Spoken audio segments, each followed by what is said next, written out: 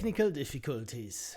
Technical difficulties never change. Hello everyone, welcome to a Pixel Prophecy stream. Yes, we have audio. I made sure that we have audio this time. Congratulations, Frank, on winning the pop quiz, and a very close whippersnapper right behind you. That is Jerem Watts, of course, and Cursibu is third, and apparently the automated unicorn also tried to play, but sadly with one try and 0 points, it was just barely didn't make it. But still, we're glad you're here, Automated Unicorn. Hello, everyone. Hello, Disease. Hello, Jerem. Hello, Frank. Hello, Tutvari. Who have I missed so far? Who is still lurking here? Hello, everyone who is lurking right now. The powered up animations thing, Jerem, that's what you said. That's on my stream, and everyone has to deactivate it each time. No one has ever used it, as Cursibu said, in years, so I just deactivated this extension. Same thing for the audio or sound alerts. I thought it would be funny, and it probably was funny 8 years ago. And I probably should deactivate this too, because with my very weird setup here, I don't think that I hear the sound alerts, especially if I'm not wearing my headphones. And then it's probably not a lot of fun when it triggers a weird, I don't know, fart sound or whatever, and I don't even get to hear it. So of course, then it wears off even more quickly. So yeah, that's the state of things. Right, let me scroll down. Whippersnapper. Yes.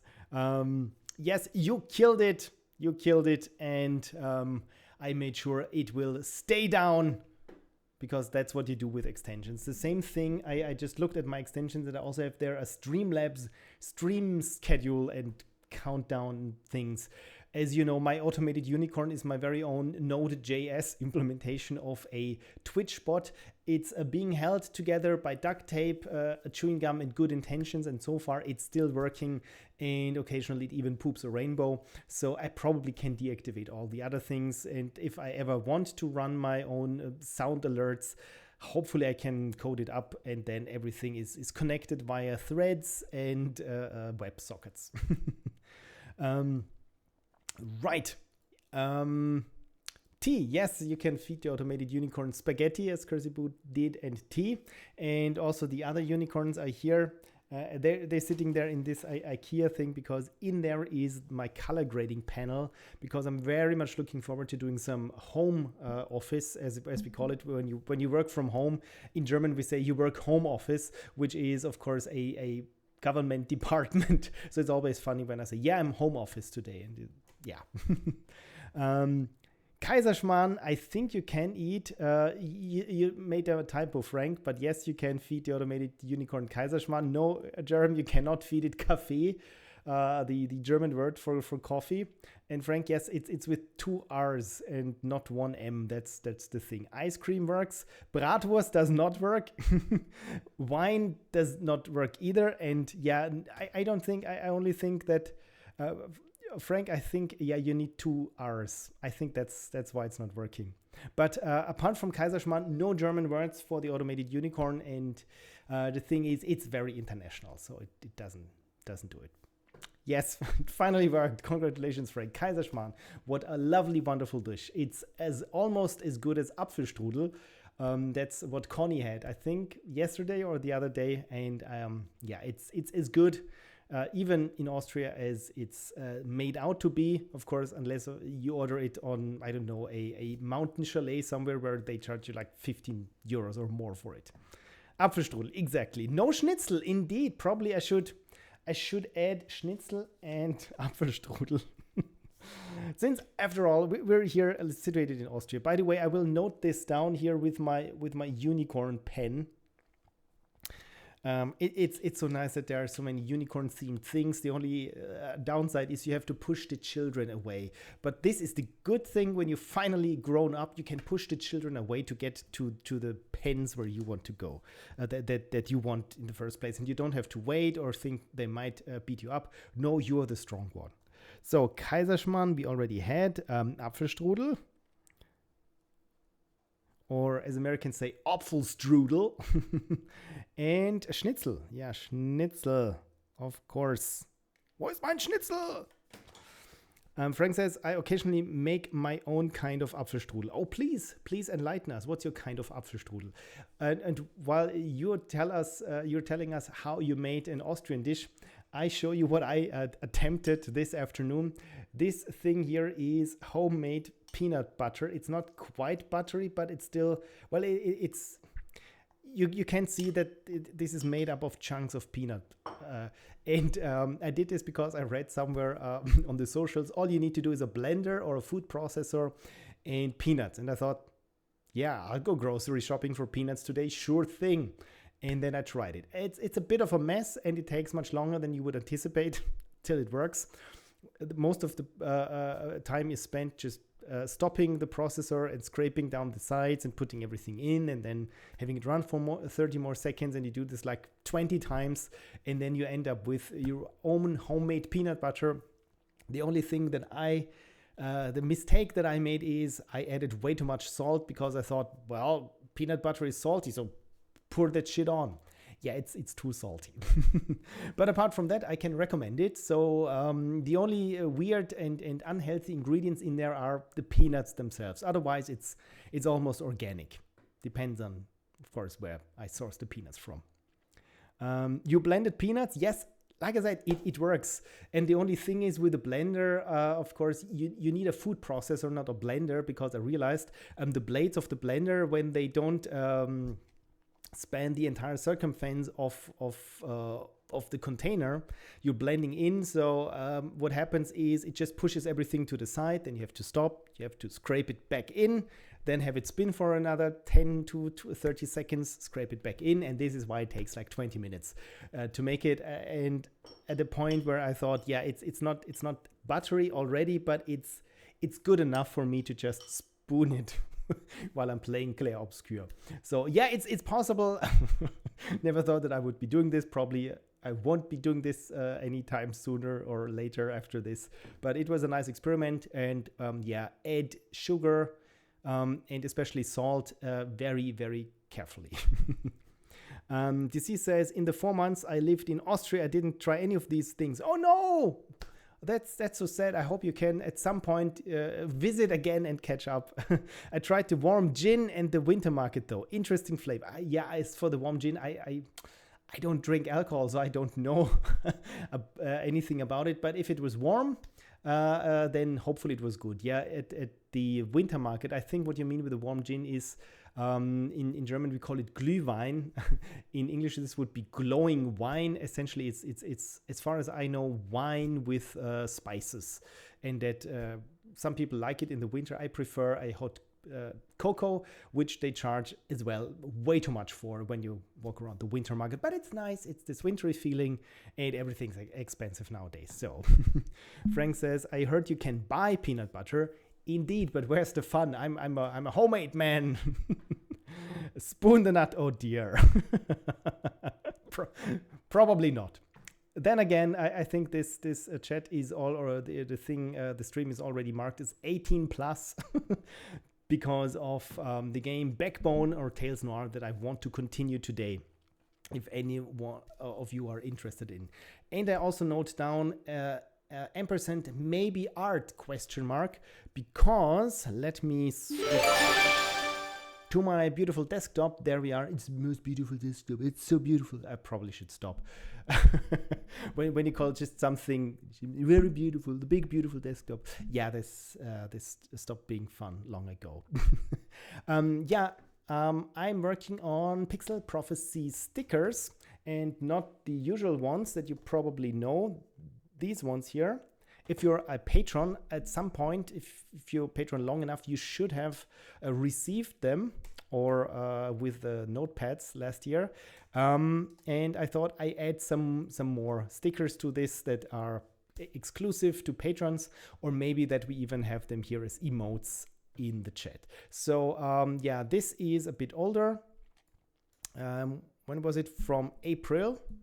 It's this coding unicorn. So I think my idea would be to clean up these things, because yeah, they're just hand drawn with colored pencils, and maybe that we can clean them up, make them a bit nicer, but still not lose this hand drawn appeal, because I kind of like it actually. And yeah, all my duels there. Then, of course, we have Java McBeans, a happy Tetris block, and also another unicorn that might incentivize you to get some rest. And of course, we have the runaway curly bracket, and here is Java McBeans again, just drawn a little bit nicer with a coding mug, apparently.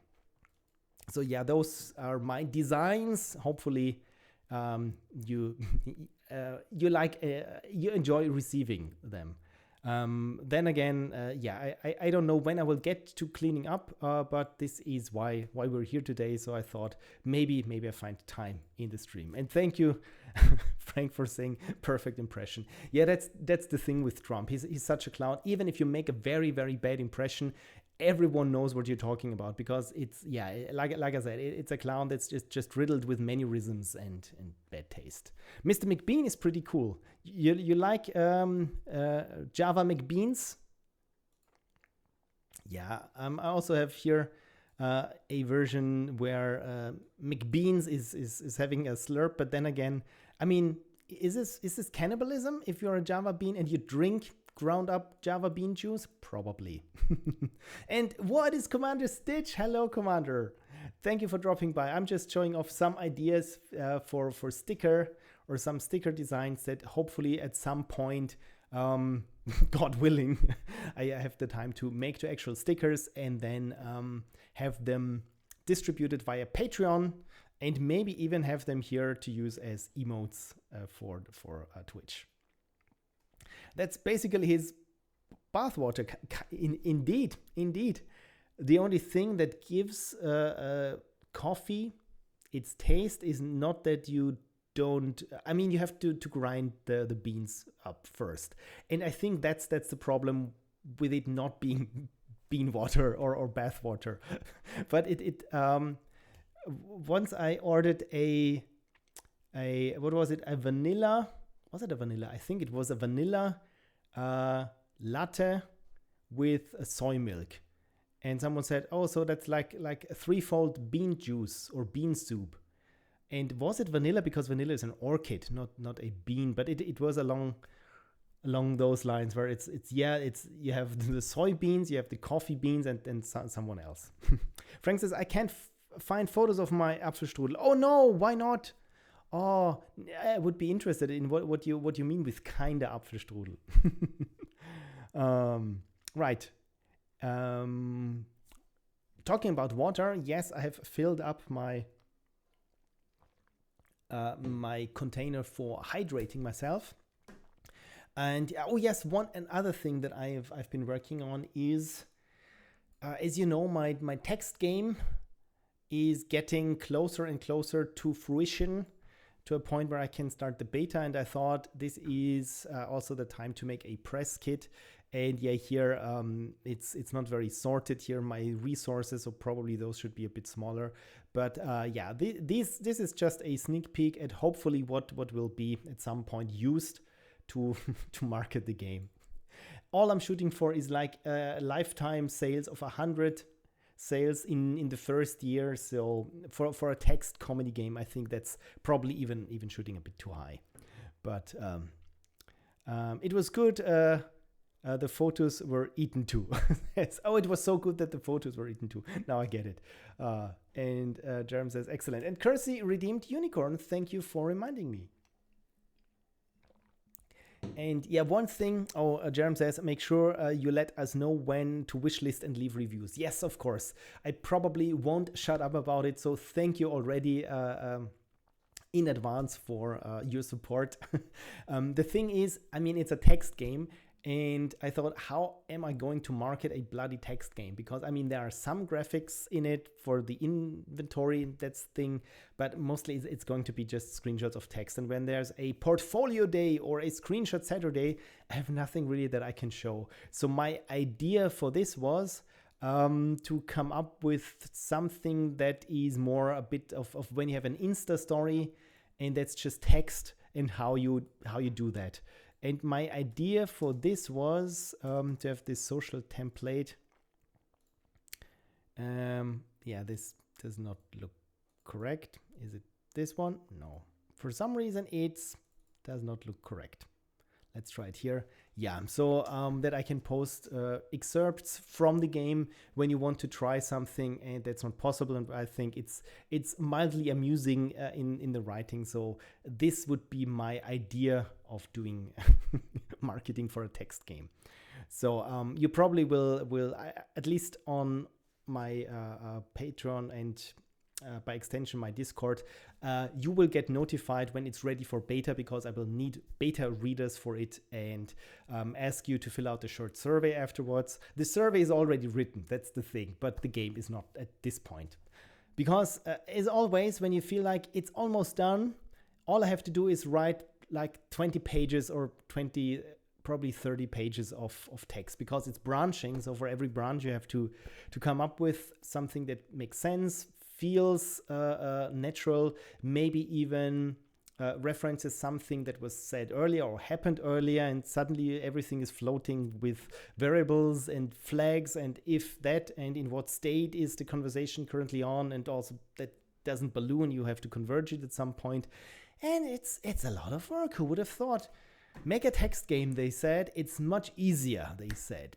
Anyway, Frank says, easy. Soak some raisins in rum, cut some apples in chunks, cook those things together, possibly with a pinch of cinnamon. Always good to have cinnamon in it. Once a good consistency is achieved, put on store-bought flaky pastry, I think that's the word, the layered stuff. Yeah, good question. I think it's also what's in Danish pastries, this multi-layered, very fine pastry dough, right? That's what you mean. Cut edges into strips, fold those strips over the apple to make a nice weave-looking cover, put some egg yolk on it for color, put it in oven. Okay, that sounds very, very, very tasty. I mean, probably very close to Apfelstrudel, because the thing is, I never made Apfelstrudel myself. I've had plenty of it, first with my good old grandma, then with my mom, now of course whenever I feel like it in the cafe, because in Austria you get it pretty much anywhere. And it's usually not bad. And Andrew says, this looks great. Oh, thank you. And DC says, I think that's effective. Okay, good. So, I mean, probably there are better things, but I just looked at my media, what's the word? How I consume media, and especially when I'm scrolling past tweets, and what you want when you market your game. You want people to look at the tweets. I'm still saying tweets. I'm not on Twitter anymore. I mean the social posts, the toots, the fleeks, the flasks, the florps, whatever they are called nowadays. And yeah, what I usually look at are when there are pictures of something, maybe gameplay pictures, but if there's text and it's not too much text, then I stop and read it. And the other thing is memes. I look at memes. So my other idea was to come up with, to have old memes and somehow repurpose them for my, to market my game. And I've only done this shortly before falling asleep. So this is why I'm here on my phone. I will try to find now a meme that I hold into the camera, because yes, I'm this old that I'm showing you stuff on my phone on stream by holding it close to to the camera. Provided, of course, I can find it. Okay, I'm getting closer. It's only 5,239 images that I have on my phone, so shouldn't take us too long until I arrive. Oh yes, there we go. We have here the good old Mr. Bean meme that reads, if it's a little bit too small for you, it reads, me waiting for wishlets of my comedy text game without having a Steam page yet. That's one thing. Or the good old 2-button choice meme, marketing my comedy text game or finishing my comedy text game. Yeah, it's the struggle. Or this one, the skeleton on a bench where it says, me, an indie dev, waiting for the comeback of text games. And one thing that I kind of find funny is the not the jealous girlfriend meme, it's the girlfriend in bed with guy not sleeping meme, where she says, I bet he's thinking about the Roman Empire, and he thinks, if I were Caesar, should I simply or could I simply order all Romans to play my comedy text adventure? So yeah, this when one of these old memes pops up in my social stream, usually I read it and am mildly amused. So this is my idea of doing doing marketing. You see, I have absolutely no clue of how doing these things. Okay, Frank says it's called flaky pastry, and I always called it Danish dough. So when Wikipedia says flaky pastry, then it probably is the correct one. What else have I missed in the chat? I bet that will build curiosity as well. Hopefully, Jerem, hopefully. And Frank says, meanwhile, I put 2 photos on Discord of other pastry plus apple things I did take photos of. Is it okay if I show these things, Frank? Okay, probably shouldn't start with my Discord up until I should at least give it a chance to start into streamer mode, because I don't want to box anyone. So we're back here, and flaky pastry. Vanilla DC says, I feel like Blue Sky posts should be called clouds or something. Yeah, this would be nice. Probably they were just with their fleeks or fleets, because it sounds a bit like tweets. And yeah, but indeed, I mean, why just don't call them posts or blogs? Or as my mom calls what I'm doing today here. So I've said this before. She doesn't say, are you streaming on Twitch tonight? She asks, are you having your YouTubes tonight? So yeah, I'm just having some YouTubes today. And but I need to think while I type, says Frank. Wikipedia said puff pastry. Oh, puff pastry. That makes sense. Yeah, I've heard puff pastry before. I can't delete my own messages, of course. I'm sorry, Frank. And the, of course, hopefully was in context to showing the photos, because I think we all can have some. Oh, this sounds delicious for the eyes. Can I bring this over here? Yes, here we are. This looks tasty. This looks very tasty. Also, bonus points for the dish. That's nice. What is this apple things? Oh, damn it! I should have had something else instead of homemade peanut butter. And here is unnamed mousse even. Okay, this looks very tasty. Is this an apple inside some dough or crust? Okay, this very, very delicious. And again, here with the very, very artisanal dishes. I like this. Cool. Thank you for sharing. So should we start with the art thingy, or are you more interested in finishing well, I don't know if you're going to finish today, but it's not that long, at least. This is How Long to Beat tells me with the game, the detective game that we played before. Frank says, yes, basically also the core has been replaced with butter plus sugar plus cinnamon. Okay, that's a very unhealthy and very tasty combination, especially with butter. I think I said this before. When my grandma used to cook anything, usually she would start off with melting some butter and maybe roasting some onion in it, and then deciding what to cook. But it's a good base for anything. It's just liquid butter with roasted onions in there, and then we will figure it out. Maybe even if it's just rice, if you roast rice in this pan with butter, it's so unhealthy, but so yum. Vanilla Disease says, I vote art. And also Frank is more in the mood for art today. Good to know. And yeah, at the Discord, I can see you all getting hungry right now. Right, then let's do some art. And Phil, why are you compressing your voice? I think I should be compressing my voice. Let me check. This has been happened maybe before that. Yes, I thought I were compressing my voice, but the plugin is not selected anymore, and now it's just the Labs plugin, and this is not. Yeah, this apparently it did. I am not compressing my voice anymore. Darn it.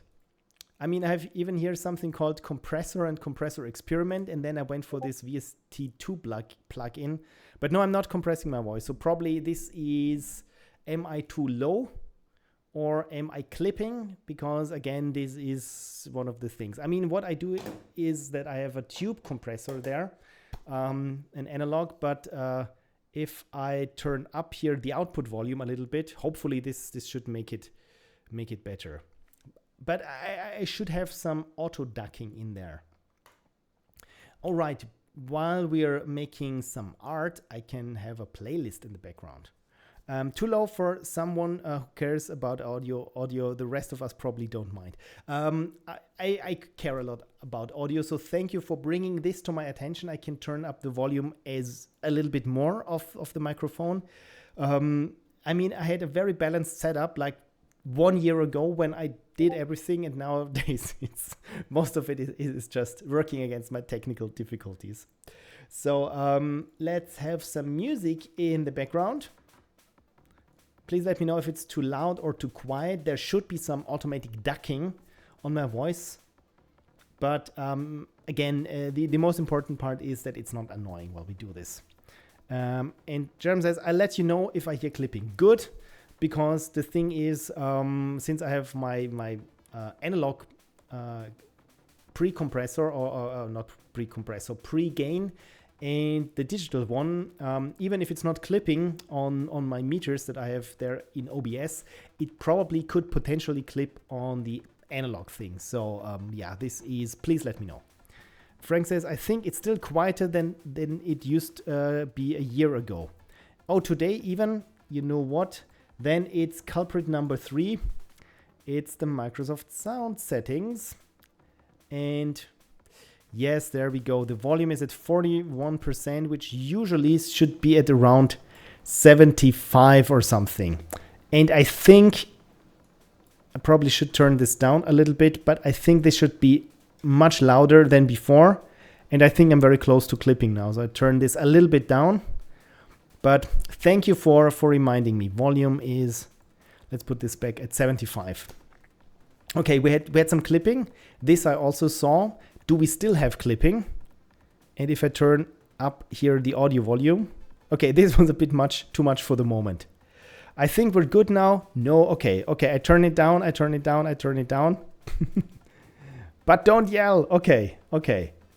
Yeah, that's why the thing is why you should have a compressor ready. So I'm at minus 12 decibels, and when I talk, I'm in the yellow. So unless I'm spooked or laughing, there shouldn't be any clipping anymore. Knocking on wood now. Hopefully this should be all right. Also, yeah, the background music, make it a little bit louder. Okay, hopefully this should be fine unless you tell me otherwise. Right, for art, let me find my drawing tablet.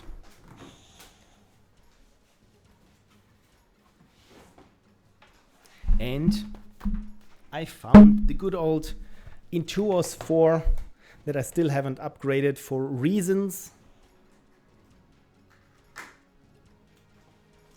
The only thing is, I've mentioned this before, is that I need the Open Tablet driver under Windows 11 because it's not working anymore with, I mean, Wacom does not support the regular drivers, or doesn't even support drivers for Windows 11. That's the thing. Okay, then probably should change to 4K. And I'm so glad that OBS does not complain at all when I'm changing midstream the resolution of one of my monitors. This is really, I'm so glad that this is not an issue anymore. So I closed the Open Tablet driver, which is something that you should not do because then it's not working anymore. But yes, we're lucky, we're happy. So then let's start with some cleanups. And for this, probably I should start Photoshop, which is already here. because I prepared something. It's like with a cooking show. You have to start Photoshop so that it has finished loading when the stream starts. So let's just start with one of these stickers right here then. Frank says it's kind of bad that we're surprised when someone works on a computer, right? Not when something works on a computer. Yeah, absolutely. Nowadays, you've heard me bitch about Adobe way too long and too verbose over the years, but it's true. It's like what I say with my mom when she calls me up and says something on my computer or my phone is not working. 10 years ago, I would have said, yeah, it's probably her mistake or her error. Nowadays, it's something updated and I have no idea what changed. There is no consistency with user interface or user experiences anymore. It's something updates, maybe even silently in the background and has new features, or as in the case with Maya, just shuffles the UI around for reasons. And yeah, that's the thing. So let me quickly switch the category to art.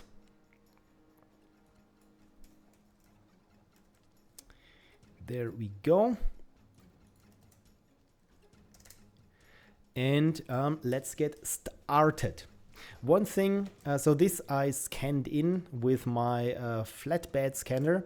And one thing that I noticed right away is this looks here. Does this look greenish to you? Because it does to me. And it should be yellow. So I have here, of course, the original in my notebook here. And now I'm curious to see how it carries across here. But this is how it looks in my notebook, of course, with a completely different color applied and lighting here. So, but from what I can tell, yeah, it should not lean towards lime green. It should be yellow. And I drop to see. Yes, so it says here it's slightly in going towards green. So it's a bit of this text marker yellow, and that's maybe a bit too strong, I fear. And one thing that I think that could also be the culprit for this is that the color management of the scanner is differently, that it applies or scans in a certain color space. The thing is, it's a brother. And oh brother, it never tells me what it is. That's printers and scanners are the other thing that I feel like at some point in history they've taken the wrong fork and now they're utterly unusable, especially the drivers. It's so hard finding a driver that is less than 300 megabytes when all you want to do is print and then scan. But what I'm getting at is maybe it is a different color profile.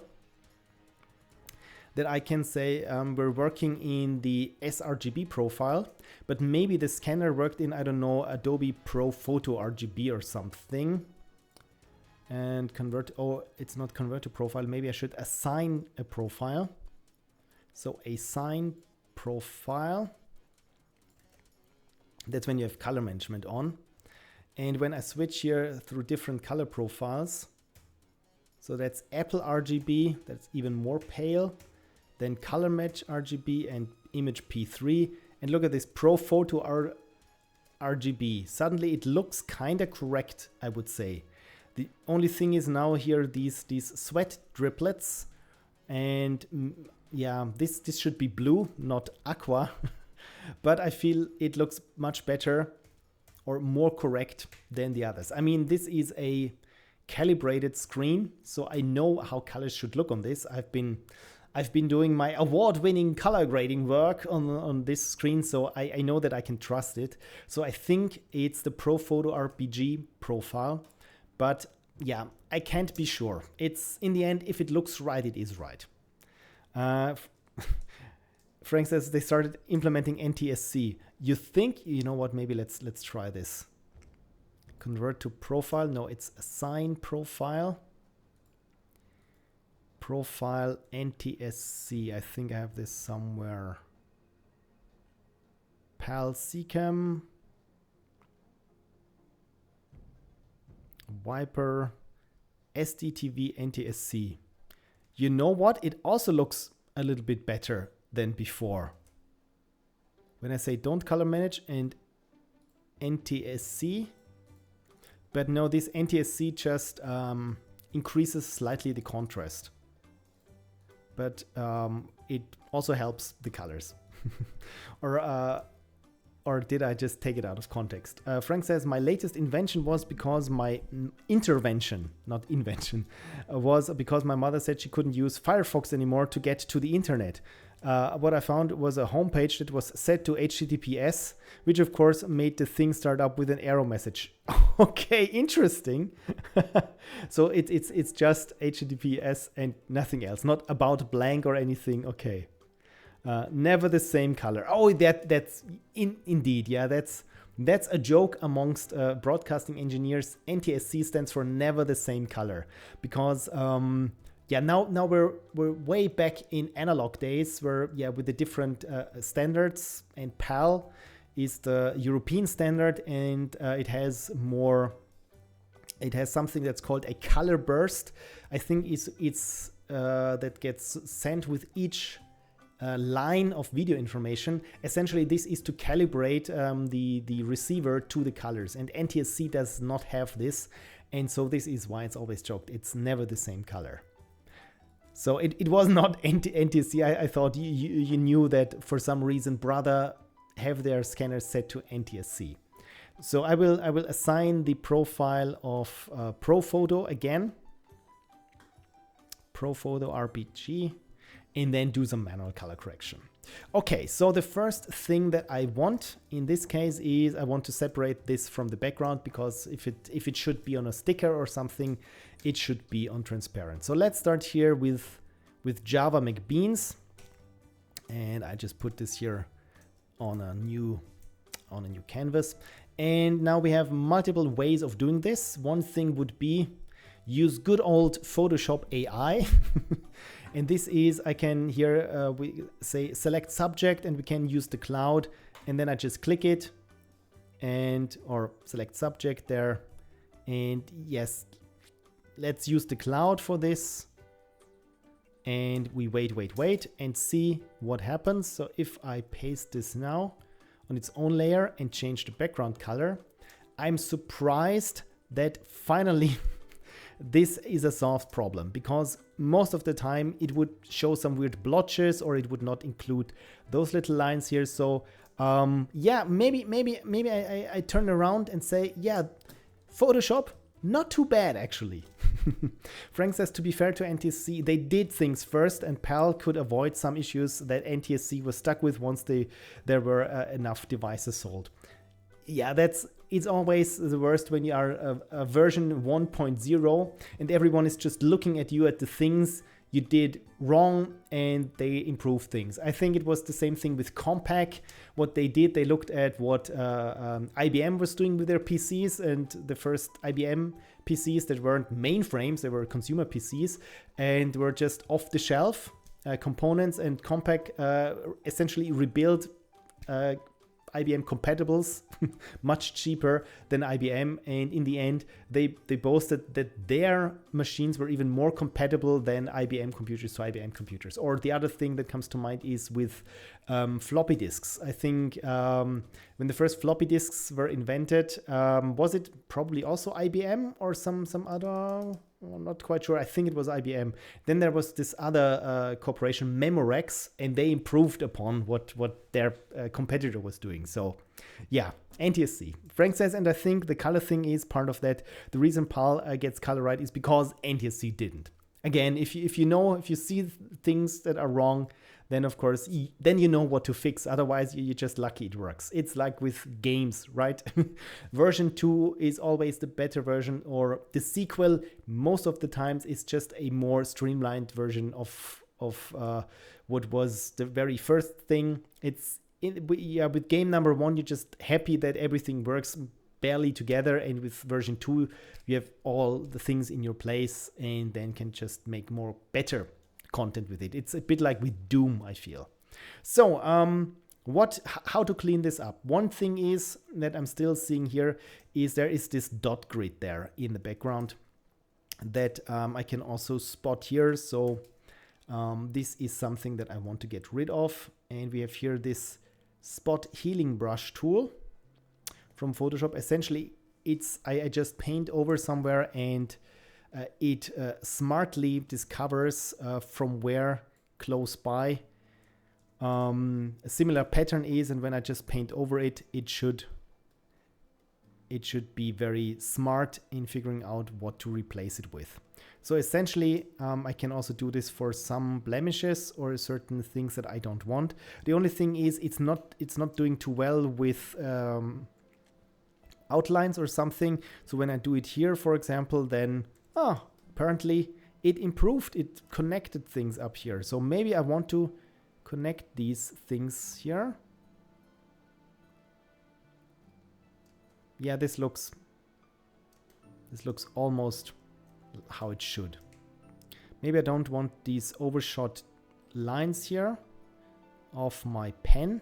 Again, this is hand drawn, so this is why some of the pen strokes are a bit, let's say, clumsy. But hopefully this adds to the overall feel of, yeah, this was actually, yeah, hand drawn and not prompted. One thing that I notice is, do you notice this too when I zoom in? This part here looks a bit more out of focus than this part, and this here as well. And this probably has to do something with the scanner.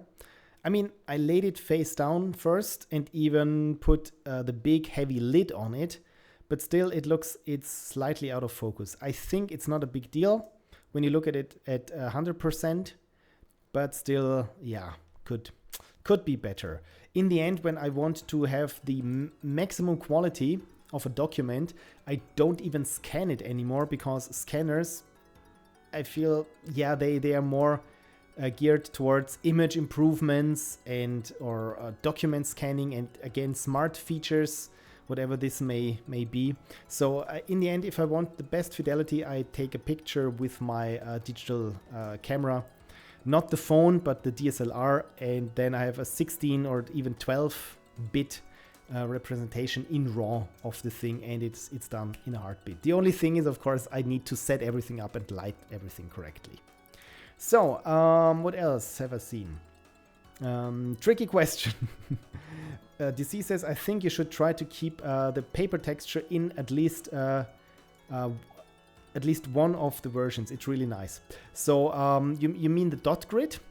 Because I'm not a fan of the dots, but of course I like again the paper texture, the pencil thing. So what I'm not going to do is, for example, just to show you what I'm not going to do is to filter out the pen strokes, so to speak.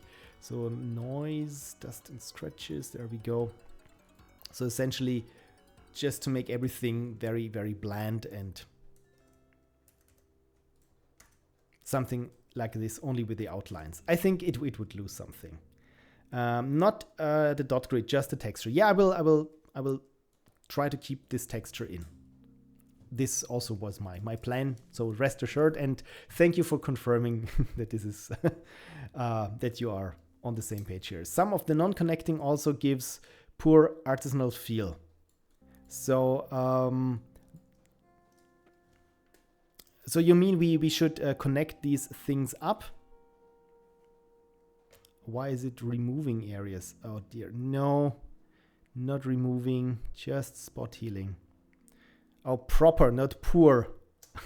So proper artisanal feel. I thought when these lines don't all connect, it gives it a poor feeling.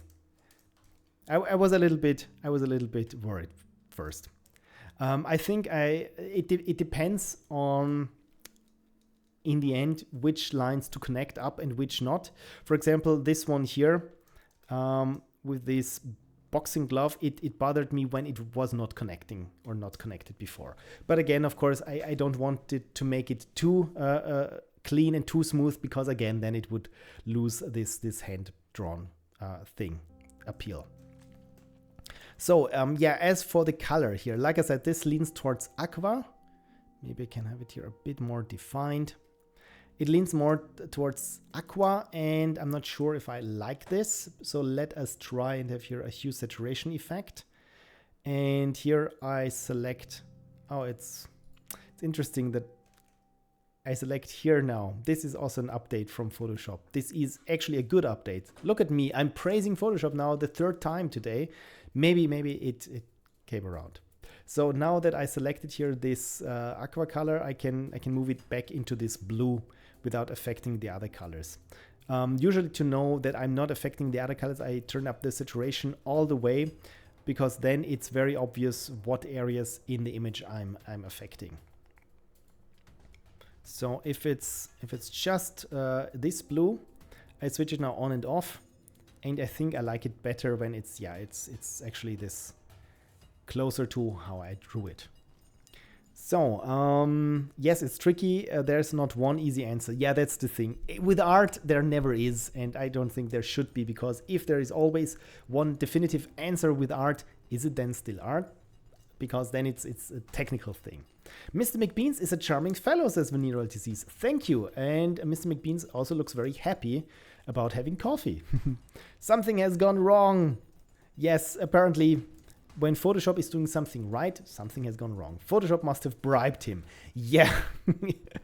This is why I'm drinking now there from my golden Adobe cup. But the thing is, sooner or later, I will probably find something to complain about it. Never fear. The next LD Postmortem will have a bit where Phil tells us how good Photoshop is and how we can get a good deal on Adobe / Exactly. Oh dear. Please, no. I'm the number of emails I get with partnership and deal and let's make a cooperation has thankfully not completely died down, but I'm only getting like one of such emails a week now. And it's always funny because I feel like 99% of the time it's just a blanket scheme where they just shoot out and replace my channel name, replace the heading or the greeting with just my channel name without knowing anything about it. And again, this feels just so very sloppy. And also it reads to a certain kind like, okay, this text could be prompted because it reads overly cordial and like how ChatGPT would respond to you. So yeah, I'm very suspicious of these kinds of partnerships and deals because I think I've said it multiple times that I'm really not interested in pandering some product to people. I mean, when I'm praising a product, it's because I use it and I'm passionate about it. Like Krita, which I also enjoy for painting. So also I probably shouldn't talk and futz around on this one because then I do too much.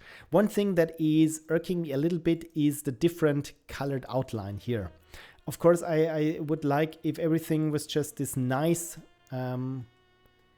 black ink line. And maybe here this outline could be a bit better or a bit less. What's the word? It feels like this was not a stroke that was just done with a flick of my wrist, but instead it was done very, very. Damn it, Photoshop. So we're back at where I'm cursing at Photoshop. Yeah, clumsy or hesitant. That was my word here that I was looking for. Yeah, I give up with Photoshop. So I improved slightly. So if we look at before and after, if I switch back and forth, so it still looks similar, but it has just slight cleanups there that makes it look a little less messy in my book, I would think. And maybe this connection here, the one up here, maybe that's a bit too much. So for this, I can just go in and copy what I have from earlier, paste it on top, and there we go. I think I like this better. Adobe sponsorship when? Yeah, probably never. Right. Okay, so let's see how we can improve this, or should we improve this? I can make it a bit more contrasty. So then the outlines are proper black. And also the draw over that I have here, where you can see that the red colored pencil goes into the dark spots here. I can get rid of this by just increasing the contrast, but do I want to, or do we want to keep this hand-drawn appeal? Same thing here is when I increase the contrast here on the other side, then we're losing maybe a bit too much of the paper texture, or not. Is it not an issue? So it's very subtle, but it just gives it a bit more, I feel, a bit more definition.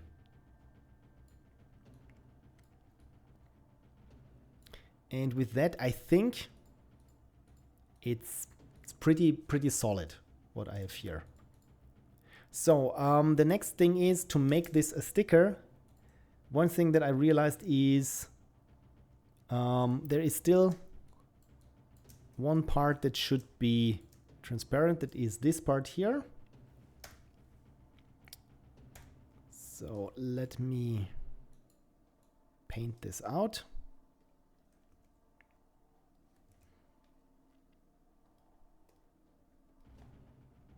So now is the amount of pressure defines how big the nib of my pen, my digital pen is. This is what I just switched over to. So I always like drawing this. It feels a bit more natural. So I think this is almost as good as it gets. The other thing that we still have, where this is an issue, is here.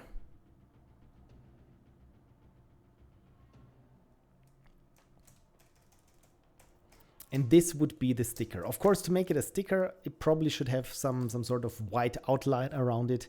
And this is also the thing where, I mean, of course, you can do it automatic and just select everything and then have... Did I select everything? There we go. Then just say, I want to grow my selection. Select grow or modify. Expand, not grow my selection by, like, let's say 64 pixels. And then I can just have here a flood fill underneath.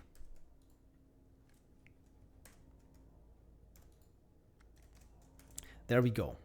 But usually what I don't like about this is that you can see here, especially when it comes to these very simple shapes here, suddenly the outline becomes very angular. So what instead I usually do for this is also just make it hand drawn. So where I get my brush, and in this case I select the brush and say, let's make 64 pixels in size and hardness of 100. And so my pen is now still the thickness depending on how of my pressure, and I switch this off. And now hopefully if I do this manually, it will look a bit more human, because I like it when it has this slightly wobbly outline. And of course you can fake this wobbly outline, but in the end it looks more natural if it's actually drawn by a human person. Flood fill. Oh, that's a good one, Frank. Is what happens when it rains a lot when you go back home and you didn't bake an umbrella. Take an umbrella, probably. Yes, then that's a flood fill. Indeed. Indeed. And when I'm reading a text or looking at a video and I understand what's going on, that's content-aware fill. So I think we can fill this part here in as well. So we cut this out, but I'm filling it up or in anyway. But it's always, I always like it when the art, should I ever use it on a different background or without a white outline, that I can trust that it's set up for this and I don't have to second guess myself with things that I did.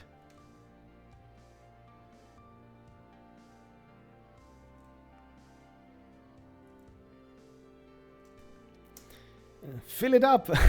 Indeed, cheers. Frank says, I need a new keyboard. It can't possibly be me. Yeah, as always, I've been also playing games recently, and suddenly I realized that the controller probably is bad. Because it can't be me who's bad at the game, it must be the controller. And to be fair, in some occasion it is, because one of the triggers, this one here, sticks a little bit compared to this one. When you hear it, that's the okay one, and that's the sticky one.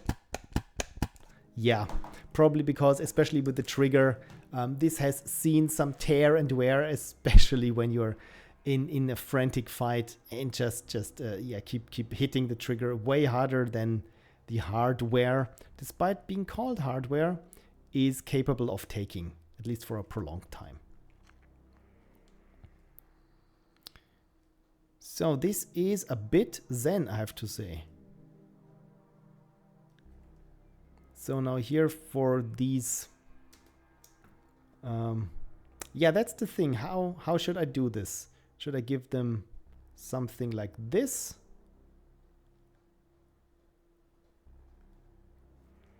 Or should it be straight down, more like so?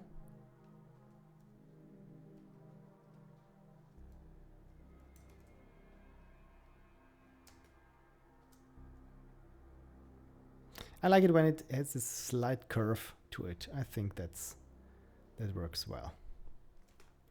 So let's compare this manual drawing versus the automated outline. So that's the automatic outline, and this is Phil's drawing here. So I think, oh, what I also realized is that I have some black fringes there. So they probably should go.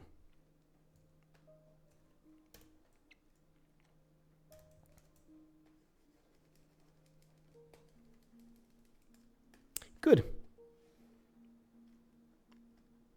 Yeah, that's the other thing that I've learned. Always check it with different colored backgrounds, or on a dark background, or on a bright background, on a gray background.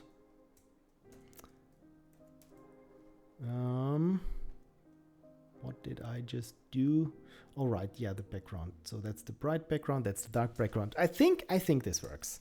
Frank says, but then it turns out you also die too often in games that don't even use that button. Yeah, still, it's this button, and it radiates outwards badness and suckage.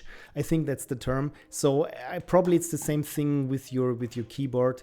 Maybe it's some, I don't know, the scroll lock key that hasn't been used in ages, and suddenly it grows outwards, the issues from there. So I think, let's clean this up. So yeah, I think as for color, if there's a bit more to it in terms of contrast, and also the blue of the shoes, question mark, if those are shoes, I think I like this better. Suckage is the term. Okay, good. Thank you for confirming. So talking about suckage, I don't like that this line here at the bottom is way too wobbly. So what I can do in Krita easily, and in Photoshop not that easily, but also is just turn the canvas to where it's more natural to work with in the direction of your wrist. So okay, first I need to use here the eraser.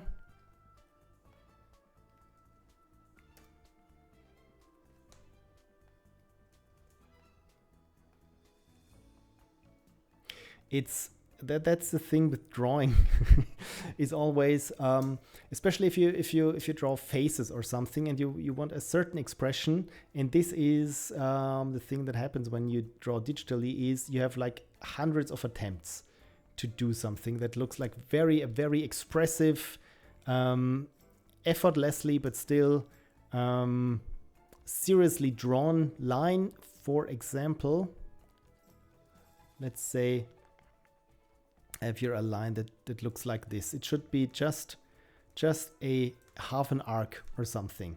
And you don't want, when you draw this, you don't want this little fizzling out here or this little blob on this side. You just want it something like this. So you have to make it one flick of your wrist. Otherwise it gets little dents and bumps in there when you take too long like this. So, and you can see what I'm doing when I'm drawing something like this. It takes sometimes hundreds of attempts to draw it correctly how you want. And then you turn the canvas and so on. So this is why I drew this with pen on paper, so that I do not have an undo function, because I've grown way too complicit in always assuming there is an undo function for all things that I do. So I think I am almost happy. Maybe here. Yeah, same thing here just now. I think, do you like this as a sticker? Because then I would say it's finished. It has very distinctly drawn analog, hand-drawn flaws, but I think that's okay. That's what we're here for. And the Ghoul Prince is here. They say, hello, Coffee Beans and Phil and this chat. Yeah, welcome to our art stream now, where I'm just looking at some of my designs for stickers and emotes. And last time I asked what kind of things you would like to see. And now here we have a happy coffee bean having some coffee. And Andrew JK says, it's beautiful. Thank you so much. So in that case, I will leave it as it is and say, I think we have our first sticker ready. Let's save this. I haven't saved it. Oh God. Projects, art, analog art. Where do I have it? Oh, I called it traditional art 25, stickers, setups, Photoshop, Java McBeans. That's their name, version 01. There we go. And thank you for unicorning. Whatever that is. So this was the original. And let's do the same thing here with Runaway Curly.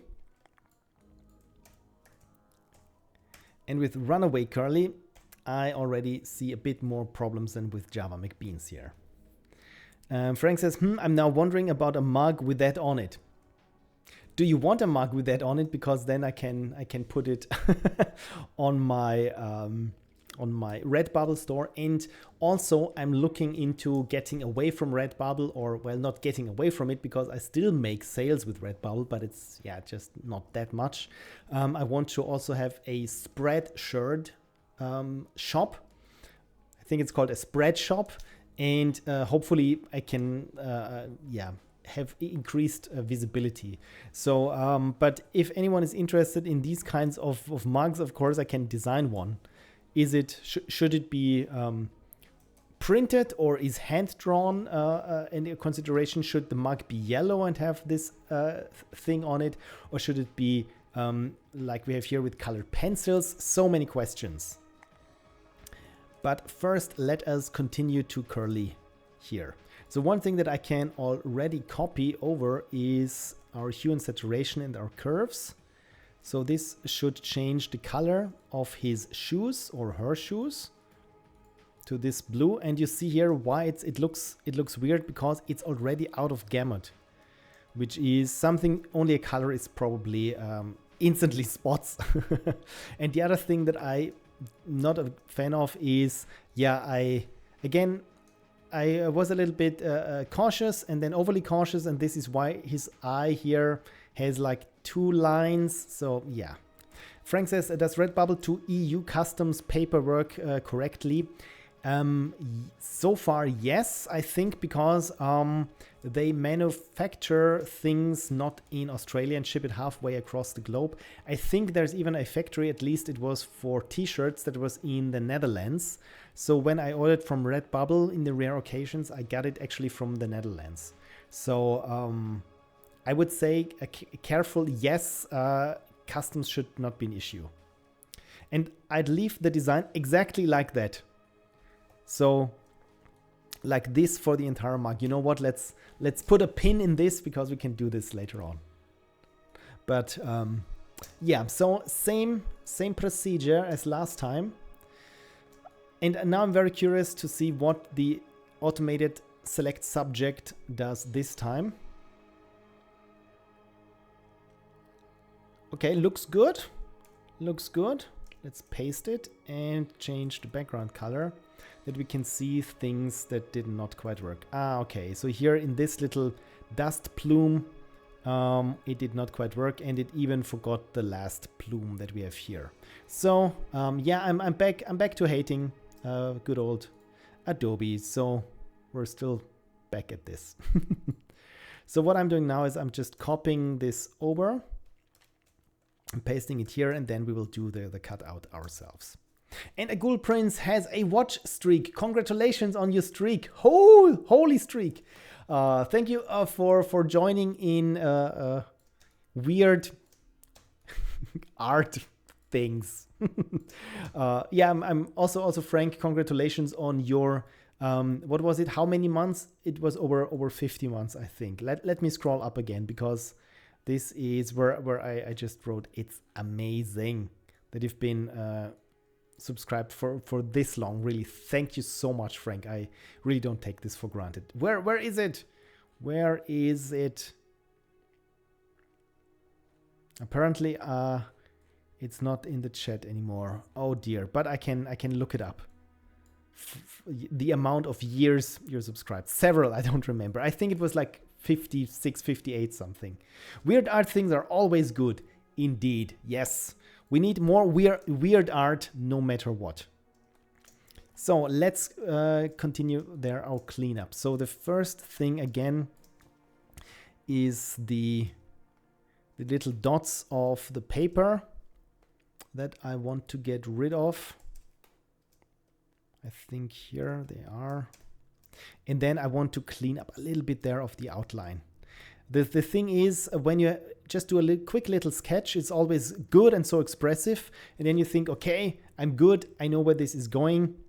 Let's draw this in big. And then you realize, oh dear, it's not working that well. And you have like 3 or 4 attempts. And suddenly here, where I also wanted this very effortless swirl here, it just did not connect. So yeah, this is again something that I want to, maybe I can clean this up without losing here the paper texture. But yeah, now I'm fighting against this smart Adobe thing here. Just trying to get it look nice. No, just many attempts. Yeah, I think what happened here. Oh, look. It made it black for some reason, because I had here the background in black and not in transparent. Cool. Asterisk, not cool. Right. 58 months, says venereal disease. Thank you. That's longer than some people have been alive for. That is true. That is true. And what always is saddening is when you realize that certain people who weren't alive now are driving in cars and overtaking you. And you feel like, it almost feels like some people are alive that weren't when I released my first game on Steam. It really puts things into perspective. This is the good old hashtag I feel old moment. But then again, I think of my grandpa who grew to be almost 90 something, and then I feel like, yeah, still got some time. Still got some time left.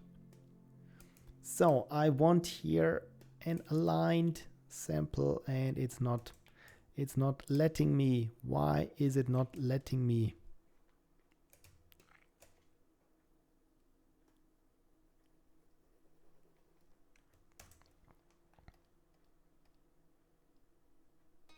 Am I on the wrong layer? Is there still a selection? No, nothing of that sort.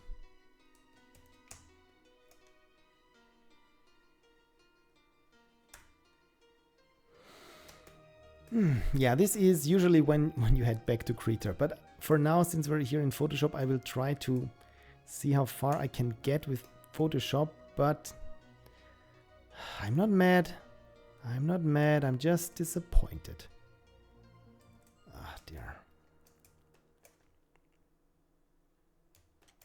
Yeah, we're good. To be fair, so is 1 month. Yeah, I mean, in the end, there's always someone that's younger, especially people who weren't born before this stream started. For example. What is it? I'm sampling this here. Okay. Probably should use the mouse to sample when I'm doing things here with the stamp tool. Otherwise, I will get old. Even older than I feel. So let's clean up here this outline of this little snout. And then, yeah, we should do something about this. I'm very, very close to redrawing the eyes again, but maybe we can clean them up as well. So if I switch now how it looked first and now, slightly better. I mean, we're still not done, but we are getting there. True, but I don't count babies as real people / weird little aliens. Indeed. For me, it was the first Formula One driver younger than me, and I'm only 23. Oh, sweet summer child, only 23. That's so good. So the funny thing is, even people that are just slightly older than you feel like so much older, especially when you're a teen. For example, I realized when I was like 14 and someone knew someone who was 21, and I thought, oh my God, 21, that's so old. I will never know what to talk to them. And of course, the person 21-year-old was way cooler than to hang out with like 14-year-olds. So I thought, wow, so this must be when you're all grown up. So yeah. But yeah, indeed, when you read someone or someone finished their first book and you look at a few pages and think, okay, this is really good. Then you flip to the author and they were born in 1997 or 1998. And I feel like, I watched Jurassic Park and that's from 1993, or people are as old as The Matrix, the movie, The Matrix, which to some point I still feel like, yeah, this is cutting edge. That's current cinema is The Matrix. So yeah, talking about feeling old. Frank says, I'll be 50 next week. I've been made to feel old quite a lot by now. Yeah, the oldest you feel, I think, is when you listen to teenagers talk amongst each other and you don't understand a thing. But then again, I think it's good if we, I mean, on one hand, I mean, I'm not saying that you shouldn't care fuck all what the youth are what their problems are and what they are doing, but I think it's okay if you don't want to become their next best friend, just so that you don't want to feel old. But yeah, I get it, especially when you're half a century old, where people will mention this to you. I've seen this at work as well. In the end, it's just how old you feel and how open you are to I don't know, new things and get excited for, because I think the worst is when you're just not interested in anything. And this is also what my grandpa suffered from. I mean, when he was over 90, but then he said, I don't read books anymore. And I said, but Gramps, why? And he said, yeah, it doesn't make any sense. Everything that I learned from books, I won't have the opportunity to put into practice anyway, so it's just wasted effort for me to read. And I swore to myself that I would never let myself come to this point. A Ghoul Prince says, I'm gonna do some arting as well, so I'll be in the semi-lurk mode. All good and all the best. I keep my fingers crossed and thumbs squeezed for your arty projects. Frank says, I was reading a book, listening to the audiobook about Marie Curie last time, and there was an anecdote about her daughter when she was 6 or so. The child was being taken to a museum by one of her mother's doctoral students, and she asked if this lady was so much older when she'd seen these mastodons alive. This is my mom's favorite joke is because when I was it kindergarten probably, I think, I'm not even sure where, it must have been this time, kindergarten or grade school or something.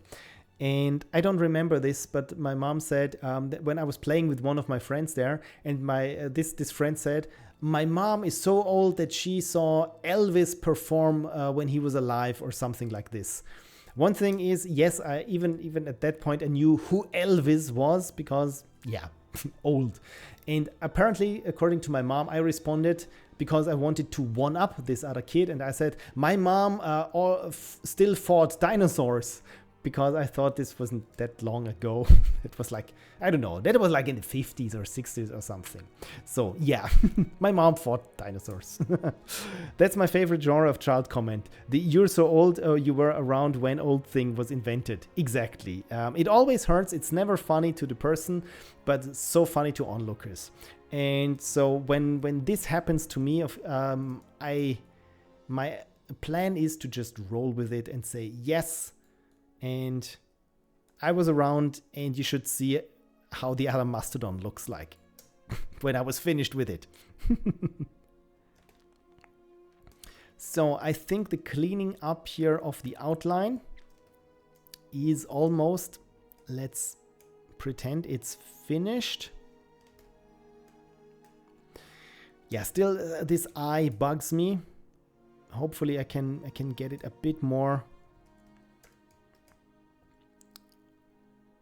somewhat rounder and not that amateurish. Hopefully,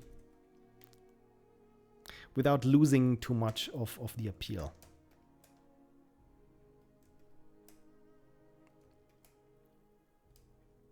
So I'm sampling now here from this black spot in the other eye that I hopefully have the same texture underneath for my artificial paint stroke. And again, here we have the question is, how should these lines connect? Should they, the top lines, should they, for example, should they connect as, well, not like this, but again, that's, on one hand, it's a matter of taste, and on the other hand, it's a matter of artistic intentions. Usually, when you draw with pen and you want to indicate that something is darker, because with pen it's like a 1-bit paint stroke, so you have a little bit to think like with pixel art and dithering. So when you make something that looks a little bit lighter, you don't connect things or try to keep the lines apart. If you want to make something darker, like in the shade, you connect things and even maybe even add an additional outline to it. And I feel like it could work here, so that the eyes are connected to this stem here, and like this part, this swirly curly part of on the top, it's like a lock of hair or something. So this is why I think it could work like this. Kirsty says, how do I convince the younger generation that rotary phones were real? Yeah, you cannot. It's they didn't get the facts. But then again, it's kind of cool when you brag with your old-timey knowledge to understand what the little square, the colored square is that you feed computers, what they were for, or what a rotary phone is, or what a tape cassette recorder is. On the one hand, I mean, you have to lean into it, I feel. A Ghoul Prince says, what a fitting song. I'm drawing a piece for Alan Wake fanzine right now. Oh, perfect.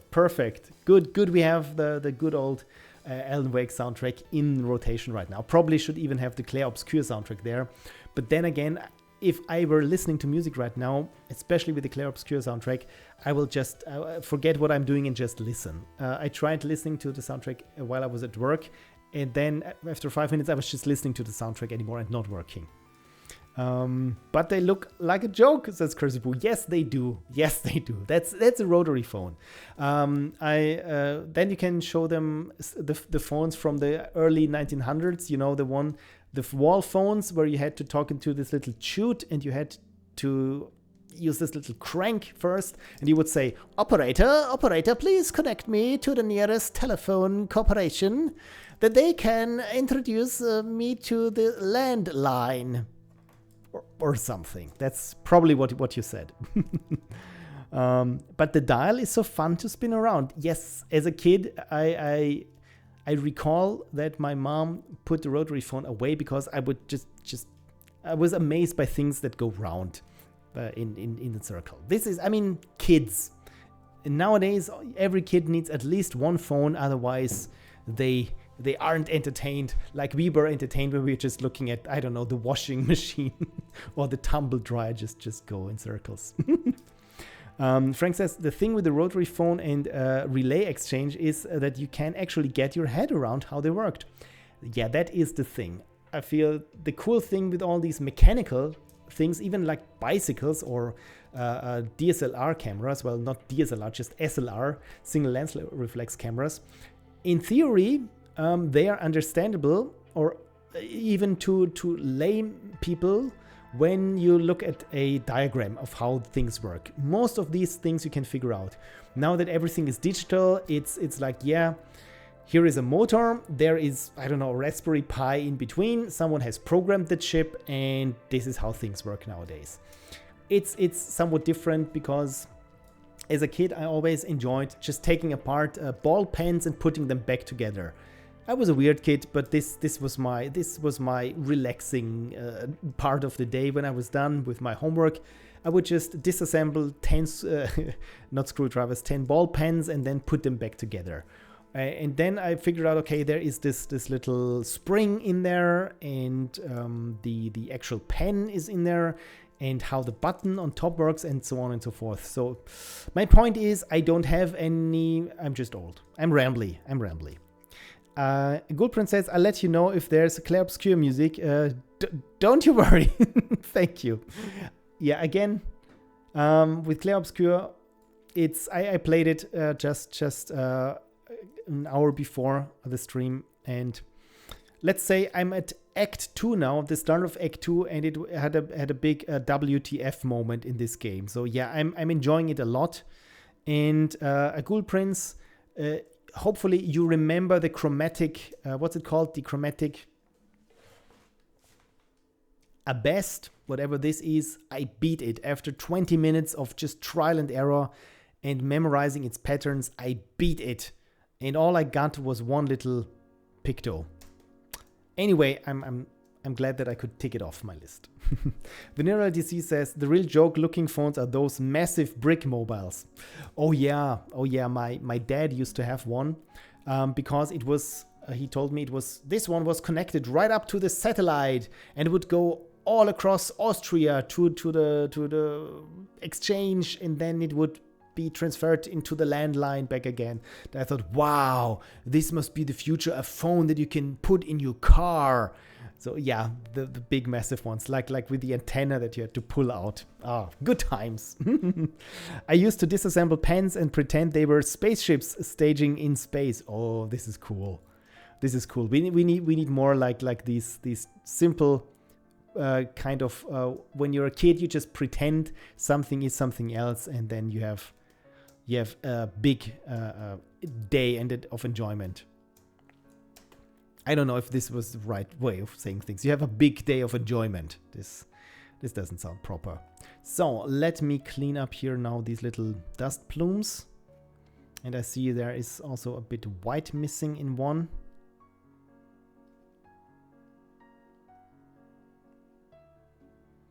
And the good thing is now that since I'm drawing here in those little strokes, it makes the edge a bit jagged, and this is exactly how it looked on the paper because the pen was seeping into the paper.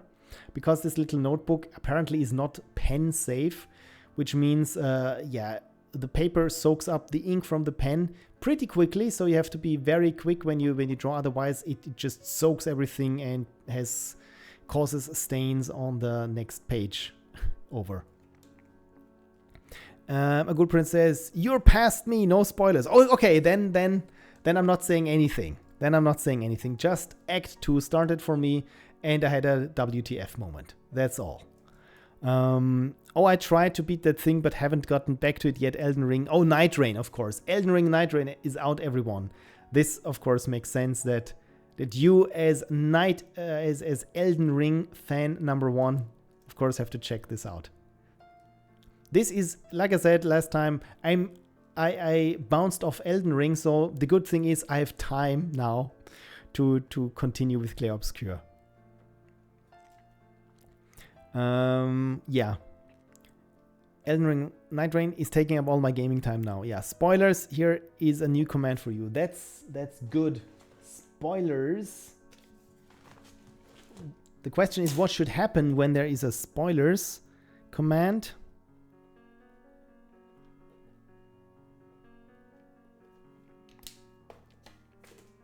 Because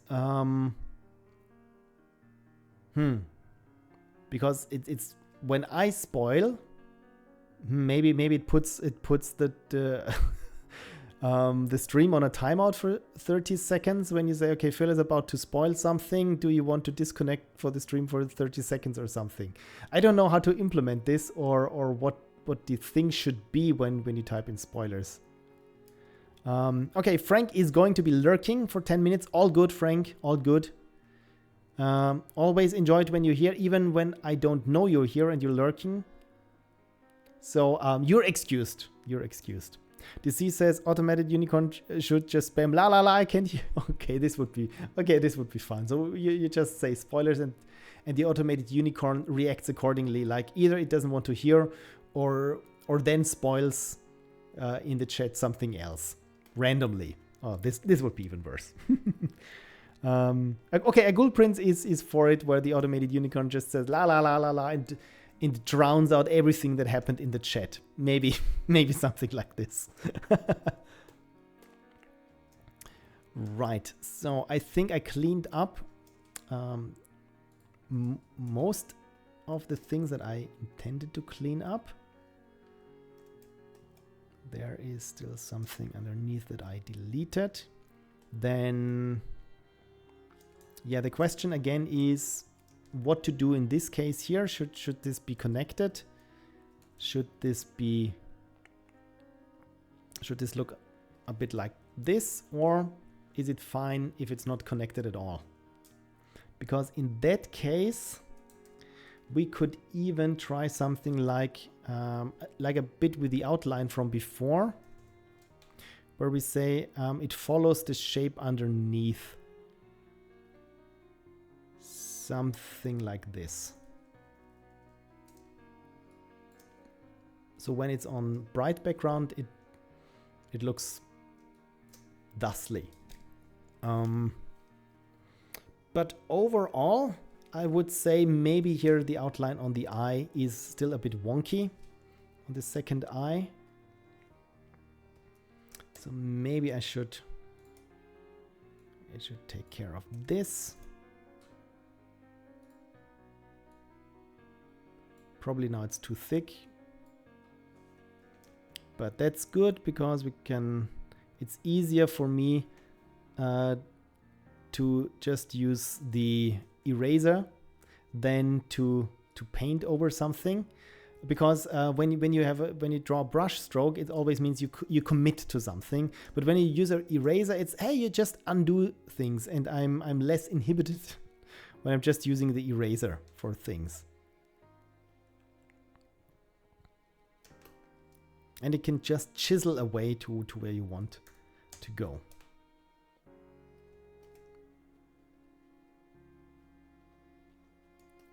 So I think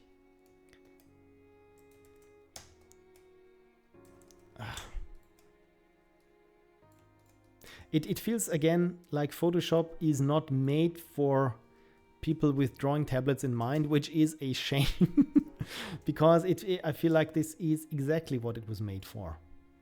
So one thing that I just noticed is I have here the curves which add a bit of contrast, but when you look at this dust plume here and I take it out, you can see there's suddenly a bit more definition in the dust plume, and cranking up the contrast makes it disappear. So instead I will just I will keep the definition in here on the upper end where we have a bit of paper texture still remaining.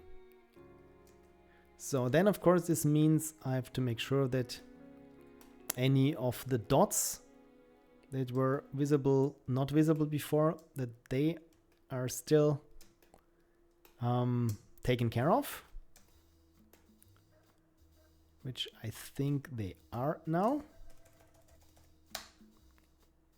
So one thing that still bugs me a bit is here in the foot, this part here where it's not fully filled in. And again, this was another fill joke. So if I do this like so, this still looks okay, right? So when I zoom in and activate and deactivate, so you can see the before after, it looks better with, yeah. Badumtsch. Thank you, yes. Oh, I think I have my badumts. There we go. I'm not sure if you could hear it, but at least I heard it through my headphones there on the ground. Okay, Kersey said, unicorn, indeed I should have another sip. And somehow I splashed water into my nose. This is classic Phil. Cool. Okay, so then let's take care of certain shape things. So one thing that I feel like this leg here in front could also be improved maybe. And for this, because it's the shape, so that I can work on it, I put it on its own layer. And so where I can just pull it around how I need or want to. And I think what strikes me a little bit is, maybe this works a bit better, this little bend here in the beginning there. Yeah, it's hard to put into words. So for this I will try to go for liquify. And liquify means that I can yeah, I think it's pretty self-explanatory what it does. So if I zoom in, I can change shapes here like I would do when there were this was made of, I don't know, putty or something. And this is also good when you have something like slightly dented lines or shapes, that you can just gently pull them how you want them to be, or even have here this little vertex, and not vertex, vortex. That's the thing.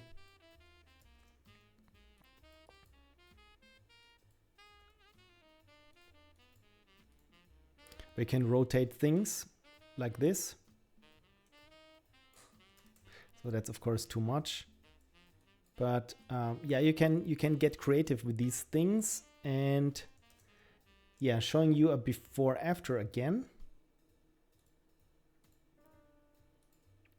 It is slightly better. I feel that the shape is not as hesitant as it always is when I draw things. There we go. Yeah, I like this better. Maybe it needs to be a little bit thicker there in the beginning now. So again, trying to retain here this hand-drawn appeal to it. And all what I'm doing is I'm going to rotate here a copy underneath it, just ever so slightly. Now we have here this white fringe in the outline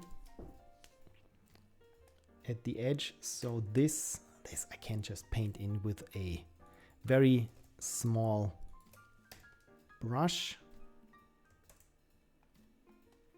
If I'm, of course, on the right layer. I think we had this before where I said we should make a command when someone is drawing on the wrong layer. I don't know, again, what should happen when we're drawing on the wrong layer, but something could. So yeah, this looks better. Could be a bit darker, where it comes from this part where the ink is a bit darker, and then it bleeds over. All so that I can fake my proficiency with drawing. And Frank is back from lurking. Wonderful, welcome back.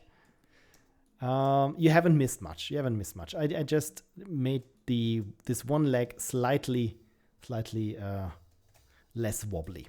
So with that, I think in terms of color and appearance and everything, I think I'm fine. Otherwise, it would lose its appeal of being purely hand drawn.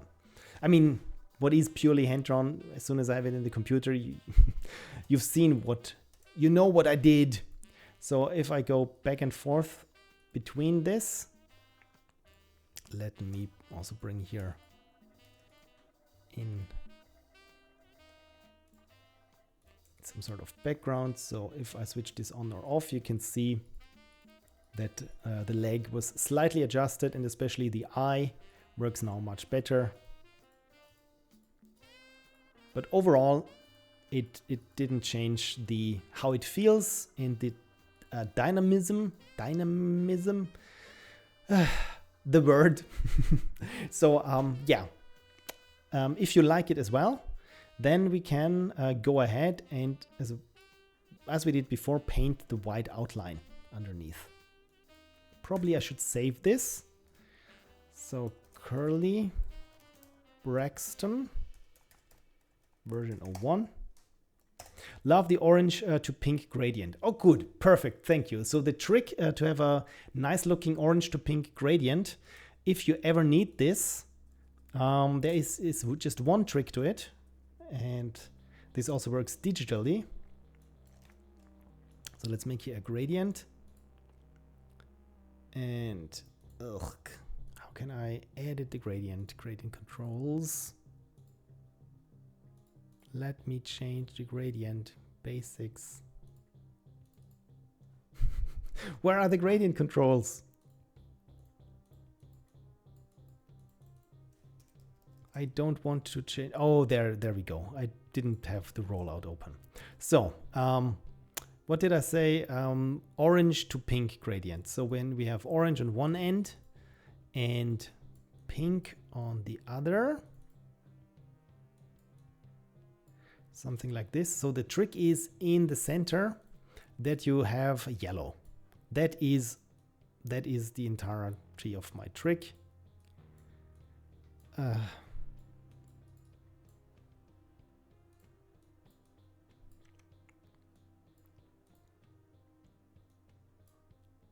So then we can make the orange maybe even a bit darker and more towards red, and the yellow even more a bit with white. And suddenly I feel that it feels much more vibrant and nicer, for lack of a better term, than without it. That is my trick that I also did here, just with colored pencils. And Frank says, I do indeed like it. Thank you so much. DC says, it's the most delicious looking gradient. If that makes any sense, it looks like it would taste so nice. I think I know what you mean, because also my idea is this is like, if you were to eat this, it looks like a tropical cocktail. It's sweet, it's fruity, it's a bit of slightly sour, but then again, it's also maybe creamy even. I totally get it, what you mean. So if you order a drink that looks like this, you know you're in for a good time, hopefully. So, okay, I got yes, exact, good. So then we're on the same page. So what did I use? 64 as outline thickness. And then, yeah, here we are at the good old flick of the wrist. that should look effortless for a nice outline, which takes 100 and something undoing steps.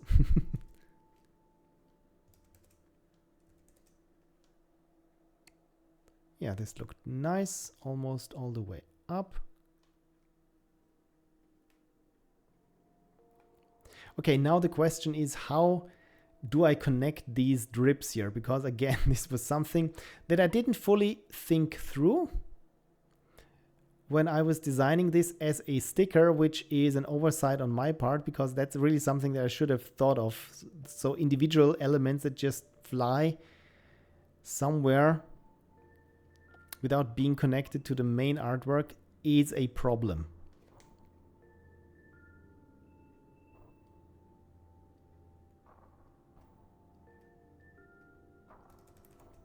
Yeah, this was a bit too haphazard. Yeah, I will just finish here on the curly bracket on the main subject, and then see what if I can do with the rest. Probably need to rotate the canvas again.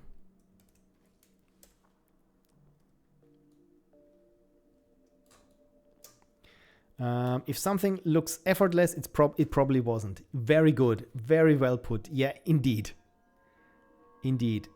Or to make something be effortless for you takes a lot of practice. So everything where people say it was done effortlessly doesn't mean it was easy. It was just by someone who was very good at it. I've seen TikToks of factory workers, I don't know, doing packaging or workers somewhere in a sweets shop where they just put things on crates or something.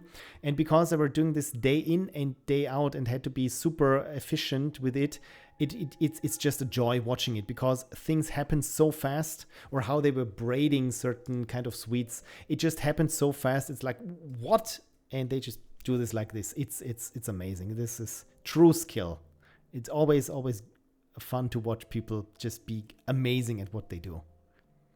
So, and for this, I'm very glad that you are here and watch me being anything but doing these things here. So the struggle is real, but eventually, at least so far, I always arrived where I wanted to go. It just took some more time than initially anticipated. But then again, that's also game dev, isn't it? Do you print and cut these yourself, or does Redbubble offer that service? Thankfully, yeah, Redbubble says all they need is a digital file like a PNG with transparency, and they do the rest. Even for stickers, when you don't provide these white outlines, they will add some white outlines by themselves as well. Again, I don't know what they do with these kinds of free-floating elements, but usually, yes, they handle everything else. Because the problem is, as soon as I would need to cut these out myself, each sticker would take me like 10 to 15 minutes probably. And it's much easier if you have some sort of automated factory for this. Curious how Game Jam. Thanks, Automated Unicorn.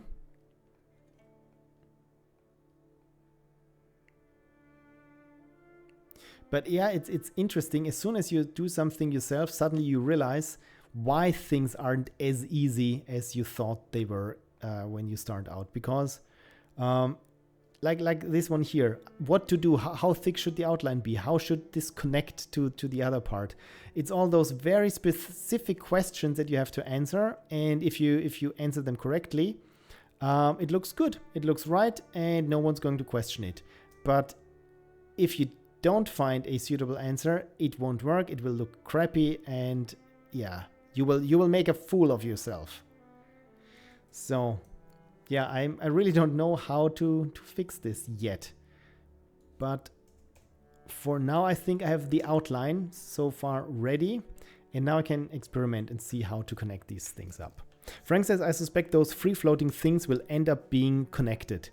Indeed, the question is just how and where. So I can saying, okay, maybe the free floating things just have a much thicker outline, or at least the first one has. And then it becomes much less so that it's still connected here. But this driplet, I mean, we could just move the driplets closer there and then have them connected somewhere here. I think maybe this would be the best course to take. But then of course I have to connect these things up first.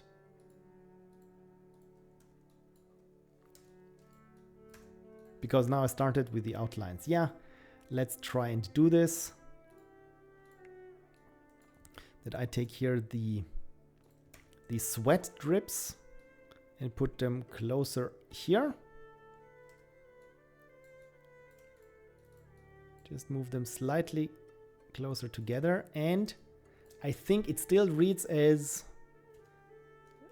it's sweaty. It's a sweaty bracket. But I can have here this connection. DC says maybe like a C shape, so it keeps the shape of the overall artwork. A C shape. You mean of the drips? So it's more like so. Oh yes, this also works. By the way, this is another cool trick that I've learned. When you want to align a couple of items that they are pleasing to look at in a compositional way. So for example, you have let's say you take a picture and you have like here like three things, I don't know, 3 people or something, or 3 elements that you want. The trick is when you align them to always make triangles. So in this case, for example, this would be not a very pleasing, I mean, it always depends, of course, but this would not be a very pleasing composition. And a more pleasing composition, for example, would be this. And the trick is, let me draw this in real quick, is to have here a sort of triangle. And as soon as you start using here, thinking in this kind of triangles, where one thing is lower, one is in the middle, and one thing is at the side. And also this works with sizes when you have like 3 things that you want, like in our case here, these driplets. So when I put them slightly like this, and probably when I connect them up, yeah, they make a nice little triangle. So if the triangle is too flat, maybe you can move one element further apart, or if it's here the triangle is just looking like a line or something, then it's too close together. Of course, this not always works, but sometimes I feel like this is when I'm not sure where to go with things or why certain things aren't quite working, this helps me. So is this triangle better, or when it's further apart? I mean, there's an implied motion, of course. So if I trace this motion, then these driplets come from different sources. So, and as we had it here, this was here my first attempt. So they were coming from here. So I think the problem is with this second one here. So we have here, if we just keep connecting the shape here, this one here needs to be slightly rotated. Of course, I need to be on the correct layer.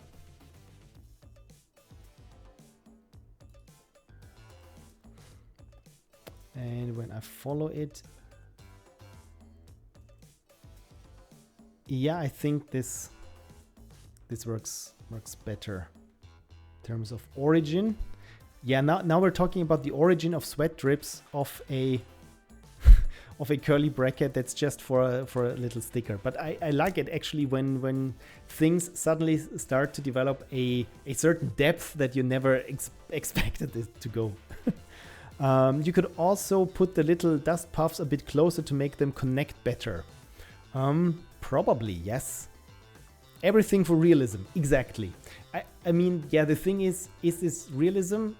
We all know it's not, but again, to me, I always feel like there are certain viewers when they look at something, and when it feels like, when you see something like this, it obviously looks wrong.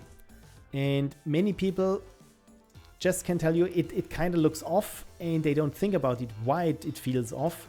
But that's the thing, you want to minimize the things that make people go, something's not right with this, because it's not their job to tell you what's wrong with it. That's good old art, right? It's your job to figure out how things could be interpreted as, or how you can help the viewers have a certain emotion or a certain feeling with it. And in my case, I don't want people to constantly look at it and feel like, yeah, this looks wrong. Does it still look wrong? Kersey says, sentences first uttered in history today. Implied realism cat nod. Indeed. There we go. By the way, unicorn. I'm too dumb to drink. Somehow I always splash water into my nose just from having a sip. It must be the controller. It's not me, it's the controller. So I'm still not happy with how this strip aligns. So okay, I think when I put these things here where they are right now, still not happy with the driplets.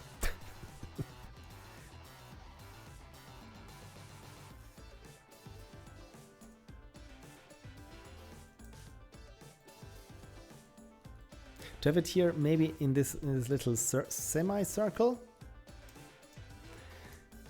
Yeah, maybe the curly bracket does the same thing, and that's what the droplets are on. Yeah, I just had a glass of water and put it. Somehow it ended up in its snout. Or look at this! Look at this! I think this was the solution. Just put it further up. What do you think? I mean, now I have to... Frank says, yes, gotta go. Buys everyone. Bye, Kersey Boo. Thank you for dropping by. And the Ghoul Prince says, that looks nice. So I have two people saying that looks nice. One of whom is an artist. So I think I will go for this. This only means that we have here the outline to fix, but as annoying as fixes are, it always means things are getting better from here on out. And when things are getting better, I think the time we took to make things better was actually not wasted, but a good effort. Of course, it's always nicer to arrive at the correct thing in the first place, in your first attempt. But I'd rather arrive at it with the second or even third attempt than never. So all good. That's part of the process. Probably I shouldn't paint on the artwork, but behind it.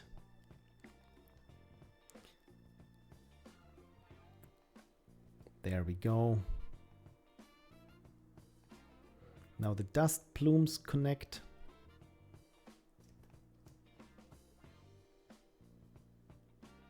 This one we can make a little bit, we can fake here this connection, elongate this white outline.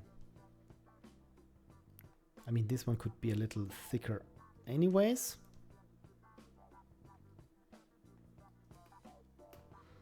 And now we're up here. Yes, we've solved the problem. I feel good about this.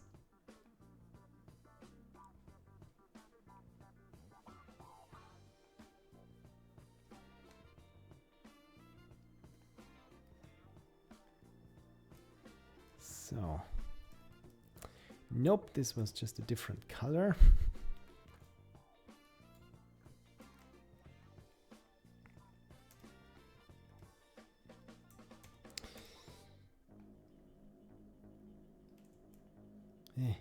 Effortless effortless. Make it look effortless. Also, what's happening here? Let's make this more effortless, please. Whoop.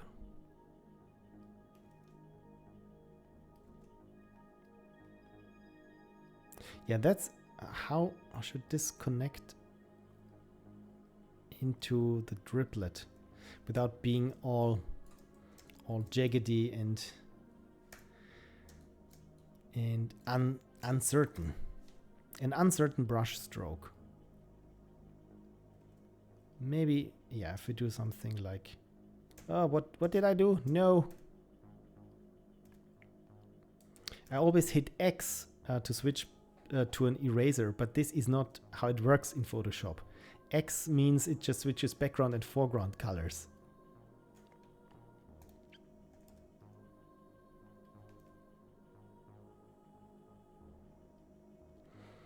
So let's zoom out. And Frank says, with another hour or so of work, it will look very effortless. Indeed. Indeed. And it kind of looks weird now, these driplets here on top with the outline.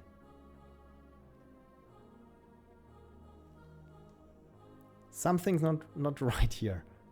I mean, I could take out here this bend, and yeah, I think I should take out just this little M shape and make it round. And now it connects much better. Yes, maybe there needs to be a few gaps. Because we also have them here with the little dust plumes.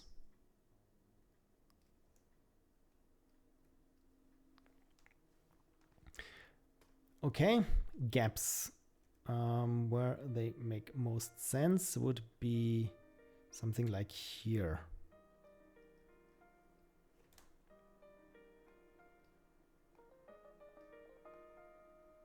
There we go.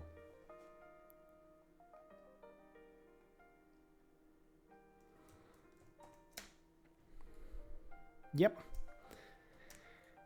Disease says, this looks nice. Thank you so much. Just now I can work on this shape here of the gap.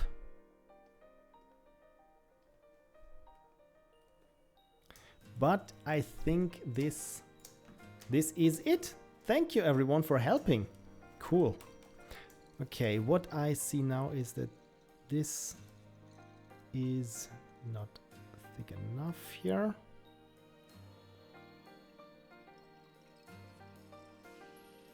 Yeah, in terms of consistency, this is an ongoing process, and I can do this, as Frank said, for hours now, that it looks super effortless. But of course I want to be finished at some point as well. But I don't want to have any glaring inconsistencies. A few are okay. For example, here the eye, it looks like that's too strong. There is too much.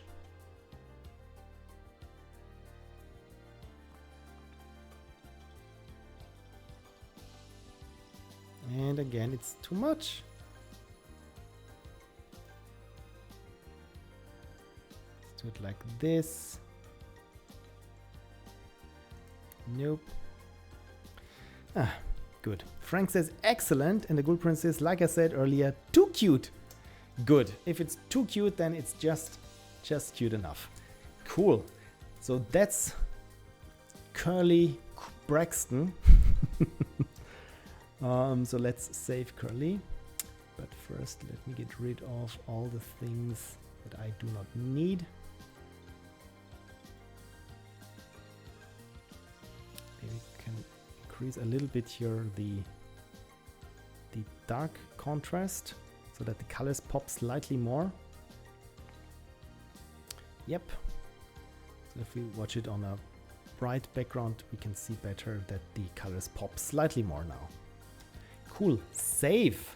Thank you everyone. Now we've had two clips, two stickers made.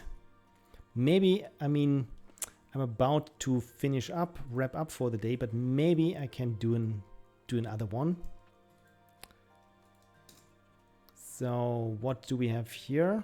I'll let you pick. So we have here on one hand the coding unicorn. Then we have the get some rest unicorn or the Tetris block. And yeah, that's it. So unicorn, of course, says Ghoul Prince. Yeah, the coding unicorn or the get some rest unicorn. The get some rest unicorn I should have drawn slightly bigger because now the outlines are a bit too thick. So I think we will go with the coding unicorn. And there's slightly more to do because I still see the pencil drawings underneath. And maybe I wasn't sure which color to give the shades. So I started here with blue. So maybe there's a little bit more to do on this one. Right. So how did we started it? And the Ghoul Prince says, I love all of the sketches. Oh, thank you. Yeah, I never, or well, never is a strong word, but I always prefer doing sketches because it means, yeah, you're still not quite there and you're having fun and it just flows pretty effortless. And as soon as you think, okay, that's the sketch that I want to draw a fine drawing of, then it loses much of its appeal, or well, not appeal, but lots of its, yeah, this effortlessness that just this the dynamism a sketch has. But in this case, I'm kind of happy with how it turned out, I have to say. So yeah, one thing that we did was the colors, so that the yellow is not this greenish kind of thing. Venereal Disease, by the way, says, I really like the colors going outside of the outline in some of these. In that case, I probably shouldn't fix it. Okay, if you like this too, then probably should keep it. So talking about colors, I need to assign it a different color profile first because we had the Pro Photo. So again, if you look, don't color managed and the Pro Photo profile, you can see that it suddenly just pops a lot more. I'm not quite sure if that is the actual correct profile, but it looks better and already gets us half the way there. So of course I will just keep it. So what else did we have? We have here the curves and the saturation to flip this aqua into blue. And I like it already how it looks. So I think for now then a good old separation of foreground from background. So select the subject, please.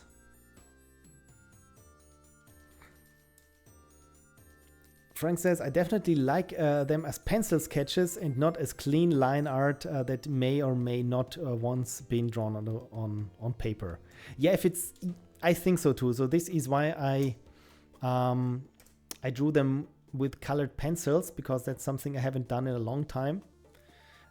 And of course to make it really human, so that it doesn't look like someone prompted I don't know, Mid-Journey or something. So no, these are drawn by a very, very flawed human being. And Ghoul Prince says, if it looks better to you, that's all that matters. So if we I mean, some things, some little things like here, this splotch of ink I want to get rid of. And yeah, the little dots. But the problem was that I had my colored pencils, but not actual graphite pencils there. So this is why you can still see the outlines poking through, because I didn't have something that I could erase with a rubber. So it just stayed in there, and I did very slight outlining of everything. So if you say the outlining looks good, then I keep it in. Otherwise, I would gently get rid of it like this.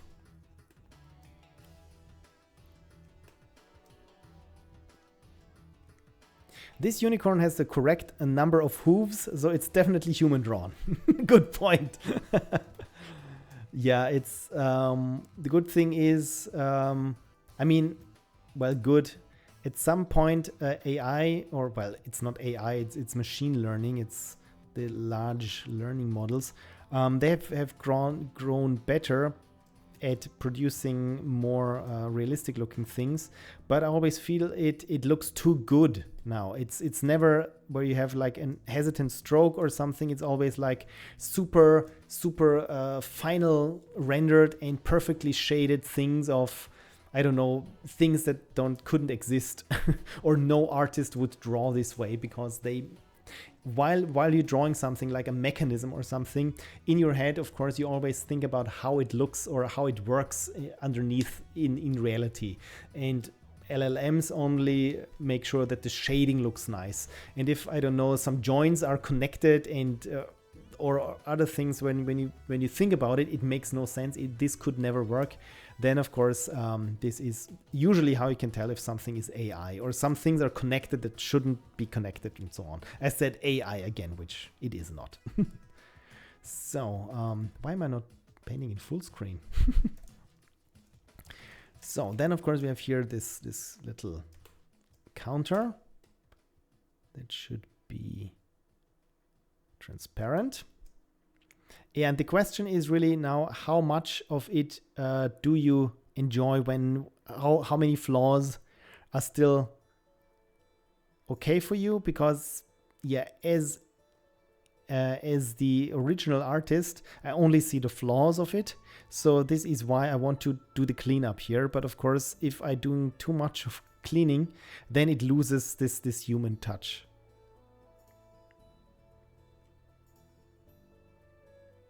So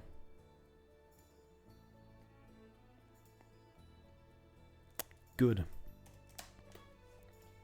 So for my experience, or for my sensibilities, I feel like this blotch here is not looking too nice. And I mean that I overshot here, I can live with. What I cannot too much live with is that I overshot on this part here. And I think, well, I think I can adjust to this, but this blue, this little blue stripe here, because at first I thought I make the glasses, the rim blue, but then, oh no, the rest of the unicorn is going to be blue. No, I cannot make the rim blue. Let's make it red. But I found out about it a little bit too late. And of course we still have here the part of the nose behind the screen poking through. Gulprin says, yeah, I'm trying to erase the term AI art from my vocabulary because it's not art, it's not AI. Exactly, it's neither. It's neither. It's statistically assembled pixels. That's what it is. DC says, I personally like some of the pencil blemishes, to be honest. Okay then. Because you're probably not the only one. Frank says, I'd say as long as you're in the artist mood, don't remove all the flaws you see, or there will be nothing left. Exactly. Only remove the flaws that are actually there. Right. So again, let's not make it overly perfect. It's super hard when I see the outline here is not good. There is no connection there. So I think one thing that irks me the most is probably this line here, because I've drawn here the unicorn, what's it called? The mane of the unicorn here. And it's like this little zigzag pattern. Actually, it's how I draw pine trees. But I started after this first, not here with the first strand of hair, but with the second. And I feel like this makes it a bit too uneven. So if I try and take this out, I think I can live, if this is gone, I can live with the other blemishes that are in there. Yeah. So if we look at this and how it was before, it feels a little cleaner and I like this better. Frank says, I think I like the mane going outside the line. It makes it more fuzzy as it should be. Yeah, okay, if it goes here outside, I think then you're right. It's a mane. It's fine if it goes outside. Okay, but yes, the inner line might be wrong. The inner line is wrong. Yeah. But outside, especially if we have then the white outlines to which it should blend into, then it has here this slight fuzziness. Exactly. Also here this slight little red thing that I made here. So now that it's actually poking into this white rim, from the rim into the white bordering outline, I think that makes it nice. Good. Then I will keep this. The one you deleted. Oh, did I just delete one? Or do you mean this thing here? Which one did I delete? Brush tool, layer visibility, spot healing brush. I don't see the one. I only, so the line I deleted. And then I switch it on and off and on and off and on and off in my history. Okay, the one you deleted is the one I felt. Okay, good, all good, all good. That helps. So the only question is now here, the blue misstep here in the rim. And again, what I also see here is that the red is clipping in the red channel, but that's okay. It's the colorist talking. So as for this blue mishap here, let me see if I can first correct it into red, and then we will see how it looks. And if it suddenly loses all interest or appeal, then I will put it back in. Okay, that's the blue reflection from the rainbow. So, okay, Frank, you say it works. And yeah, as I always say when I'm having clients in the color bay, in the color suite with me, and they say, what if the sky is green and the grass is blue? Would this be better? But you're the professional. I always say, I don't know, let's try it. And then we will see. And if it looks like worse than before, then we know that it wasn't how it should be. So this is if the rims are red. So I switch it back and forth. Again, my sense of tidiness says it's better if the rims are red. But this little streak, this little mishap, Frank, if you like it, these goggles are clearly shiny, so there should be some reflections on them, and I think the blue works. Indeed. Okay, then. Then is the question, should there be more blue? That it doesn't look like this is a mishap. Maybe I can fake having also here a blue streak on this part here, where if it were a reflection, this is maybe where we can say, yeah, it's also a reflection. Like this.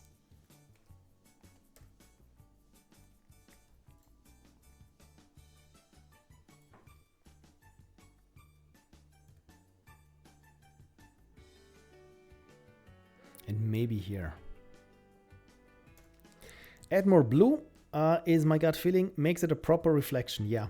Okay, good. So now that we say add more blue.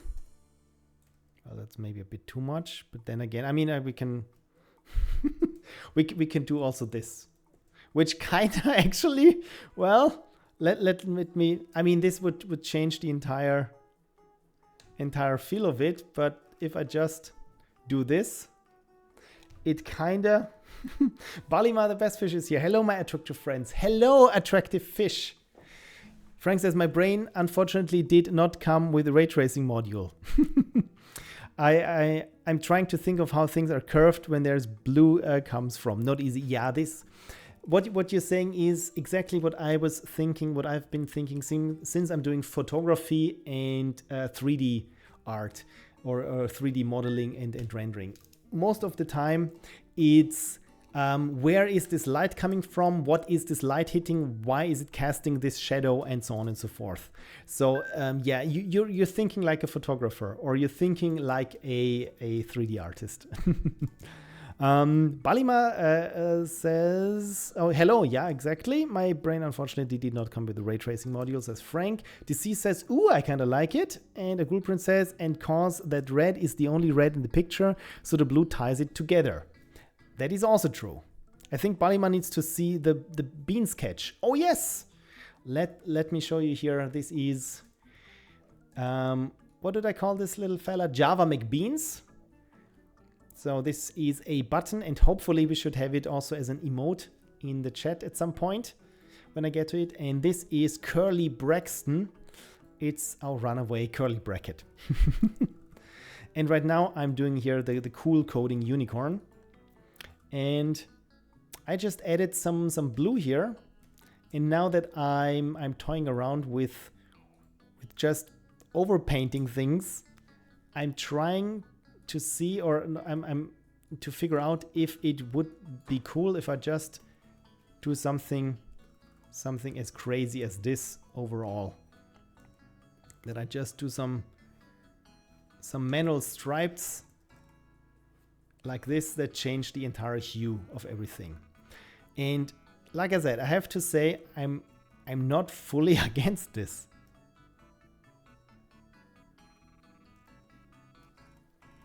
Cute, no doubt one of my freshly roasted ones. It must be because it's so super, super happy. Oh, talking about roasted coffee beans. We have been talking, right? I don't know what our current state is with the special roast, but I think I sorted it out with the post office that I can receive coffee. DC says, honestly, I really like it. This one here, right?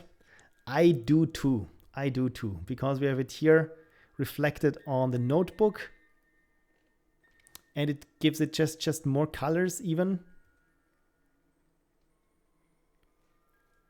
And again, yeah, I also have to say, I think this works.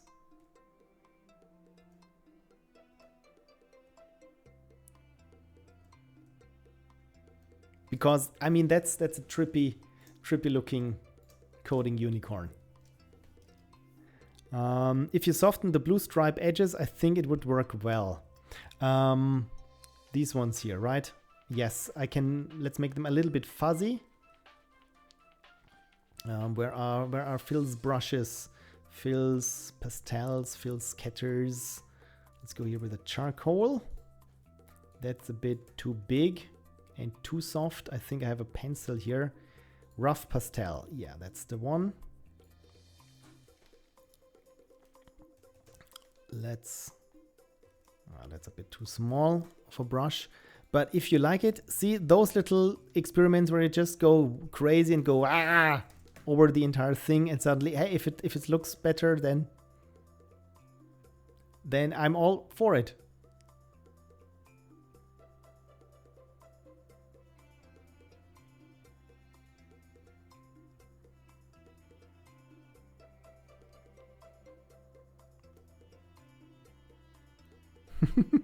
It's funny how things like this go. Also here with the horn. Suddenly it looks like, I don't know, like a popsicle, the unicorn horn. And I also like how well my initial color scheme lends itself to being rotated 180 degrees on the hue curve values. So give it a bit of a curve here. Ta-da! Nice. Thank you everyone for being here and allowing me these kinds of weird experiments. So now it's a little bit softer. Frank says, I like it on the laptop and the goggles, but I'm not convinced about the main. So that the main is too colorful. I mean, let's take it out on the main and see how we like it. Let's make it a bit smaller. Let me go back and forth.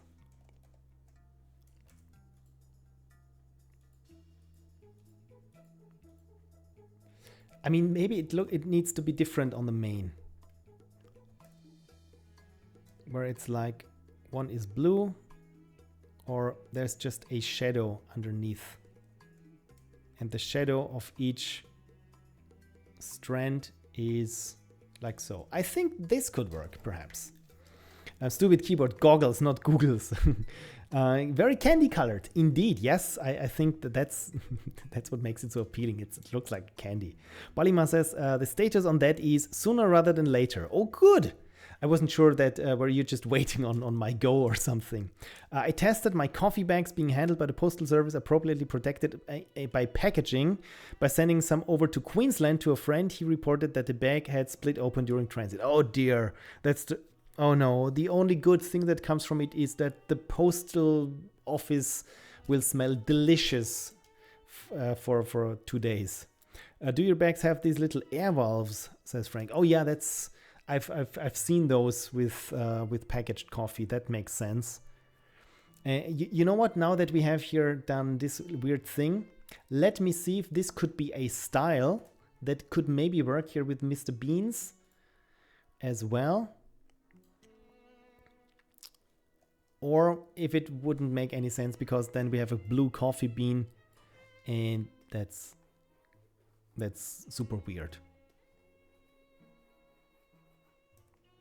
Or something, maybe if it's not just entirely random, but something like this. I mean, that's Java Blue Mountain then. I like how the cup is turning out.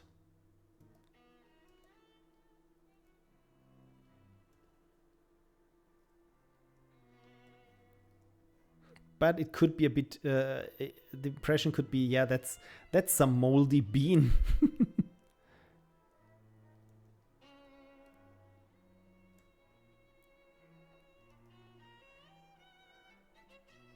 I kind of like it. Anyway, Mr. McBeans goes to a rave, indeed. Frank says, if they go by air, those are essential. Yeah, the valves assure the thing will arrive with more vacuum than intended, but that's fine, definitely, compared to the bag bursting. Balima says they do have those and wavy air valves, so to let the beans gases vent out. It's a science just sending coffee beans, right? Good Princess, maybe different color, warm or red, I don't know. You're the color expert. Yeah, right now the color that I'm using is just here on the hue wheel. I just turned it 180 degrees so that it's always what I'm painting over is always the opposite color on the color wheel. So, I mean, if we could go here slightly to where everything turns a little bit purple, red, where it's still in the warm before it leans to cold. So something like this.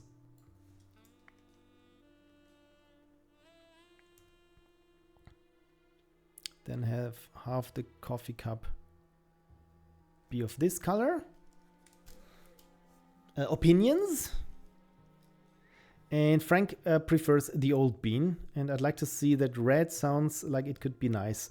Venereal Disease likes the purple. Yeah, I mean, I did this now, I tried this here as well, just to see how this as a stylistic choice would go when I'm applying it to all the others, where it's like when I'm just going through and having all these things candy colored in a sense, because again this could be the artistic style, the vision that the shadows, for example, are always the opposite color there on the color wheel. I think this could look kind of okayish, but of course if it's too trippy for you, then I will take it back. But I never thought that this would work so well.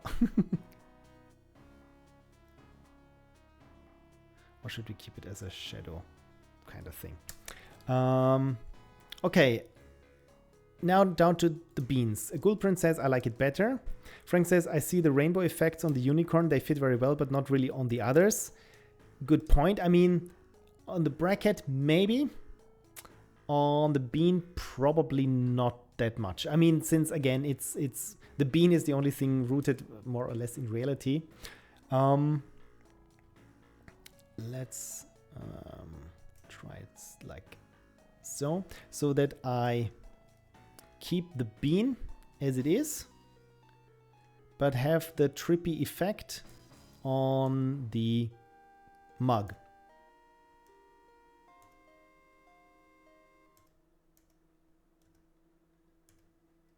How do I want the mug? I don't know. Or should it be on this side?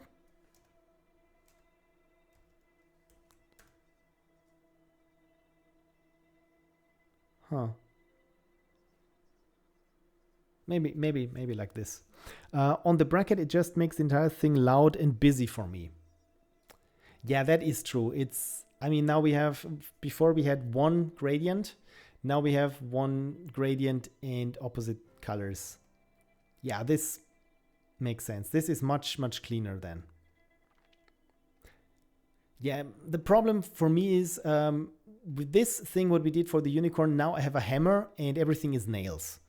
So this is why I try to use it. DC says, I do like the little bit of bright coloration on the bean one on the mug. Okay, good. Then we keep it for the bean in the mug, and let's see also there on its hand, or maybe the shoes on one side.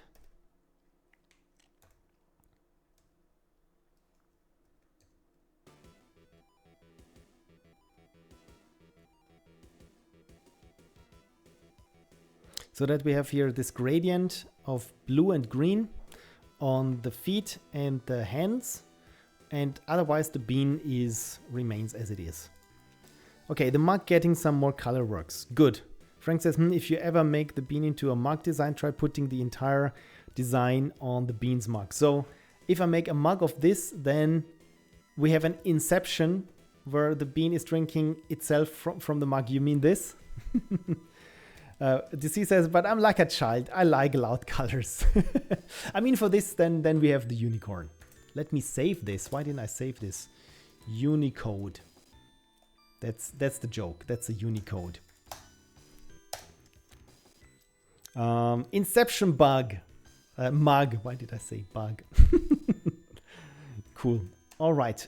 It's getting close to my bedtime, so I think let's finish this and draw the white outline around it. Probably not with the charcoal brush. I'm having very good vibes thanks to you about these artworks. So should fancy strike me again and I come up with new ones, you know where to find me, and you know that I'm probably doing a stream about it. Because again, you helped me clean up so many issues, conceptual issues, especially with how to do things.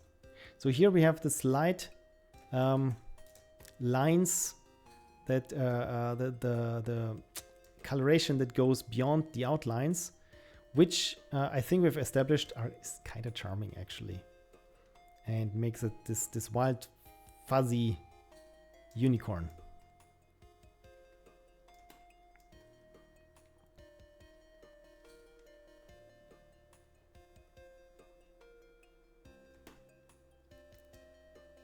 So here probably, yeah, just do the whole thing.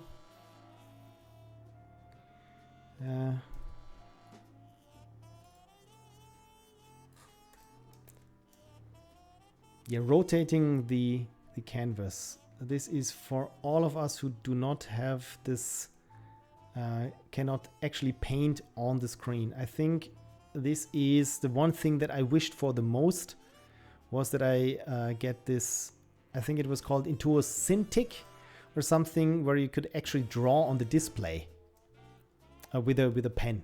So instead of having the tablet, it would be like an iPad. But then of course, then came the iPad Pro.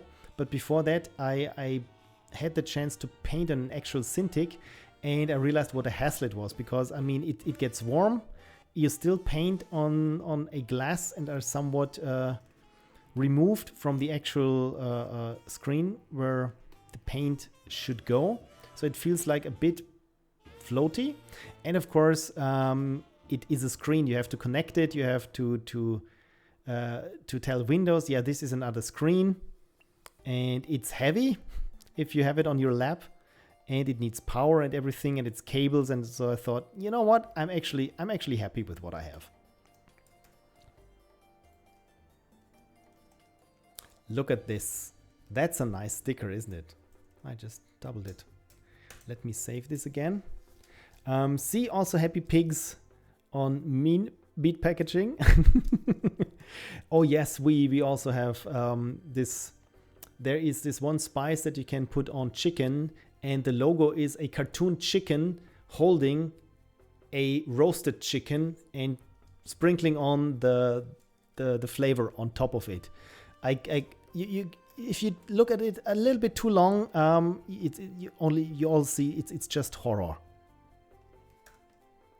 Yeah, my English again is waning quickly today. I realize. I just made it worse. Nope, that's not what I wanted either. There we go. Now that's a sticker. Good. Thank you. And DC says, for all the Apple-isms of Apple, the iPad really is cool. Indeed. I do not have one, but I've seen people with the iPad Procreate tool or what this was. Yeah, you can make great art with it. And also as a student, I think it's super if you have an iPad. You can take notes with it. You can be creative with it. It's kind of cool. But I have my refurbed Microsoft Surface that is super slow because every time I switch it on, it downloads an update in the background. And you think like, why is even the Explorer lagging? Yeah, it's because something in the background Microsoft. So let's review quickly. This is the Coding Unicorn. Oh, by the way, one other thing that I'm not sure about it is should there be text next to it? Because here, I mean, I thought it would be fun if it really says runaway bracket or Java McBeans or Unicorn Coding Club or Unicode Club, but I think it doesn't need any text, right? It works. It works as a standalone. If you just slap it on, I don't know, on your notebook or on a physical notebook, I think it works. It doesn't need text. I don't think these need text. Yeah, good. Then we're on the same page. Maybe we can make this slide, or no? I'm futzing around with it, maybe a bit too much.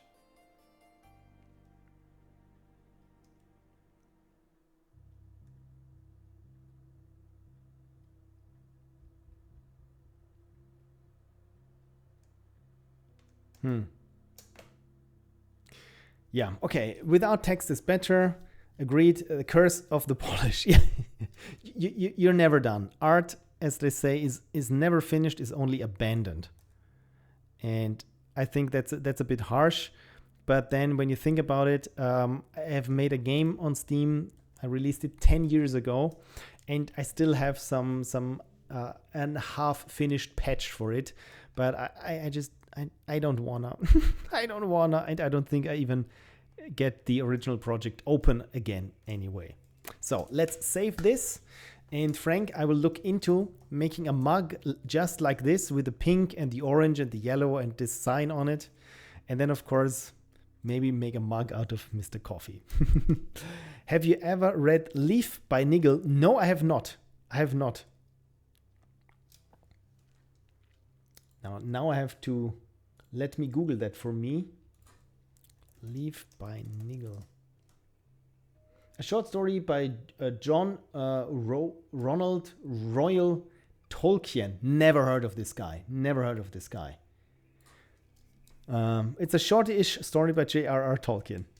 That makes sense. It's a story written by Tolkien in 38-39. Originally published 45. Fantasy fiction. In that case, I think is it public domain? But Nigel redirects here. So plot summary: in this story, an artist named Nigel lives in a society that does not value art.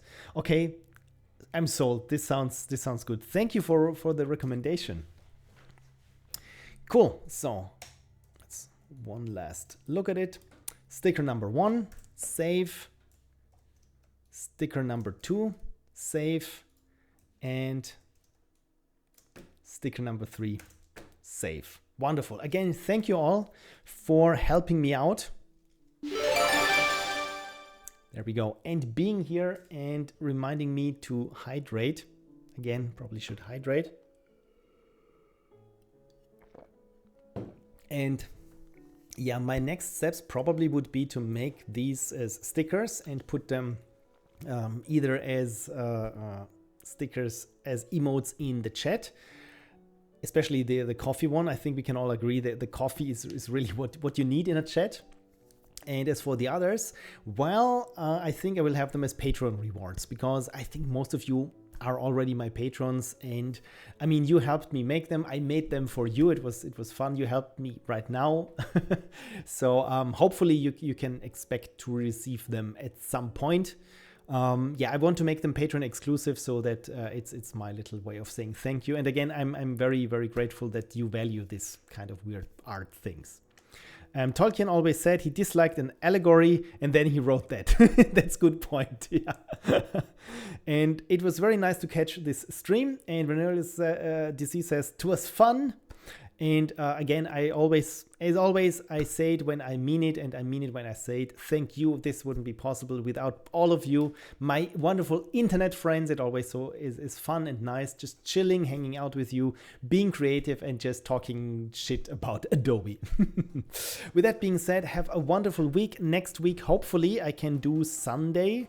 It's all a bit yeah, I'm not 100% certain that I can, because visits and stuff like this, but hopefully we should meet again at some point.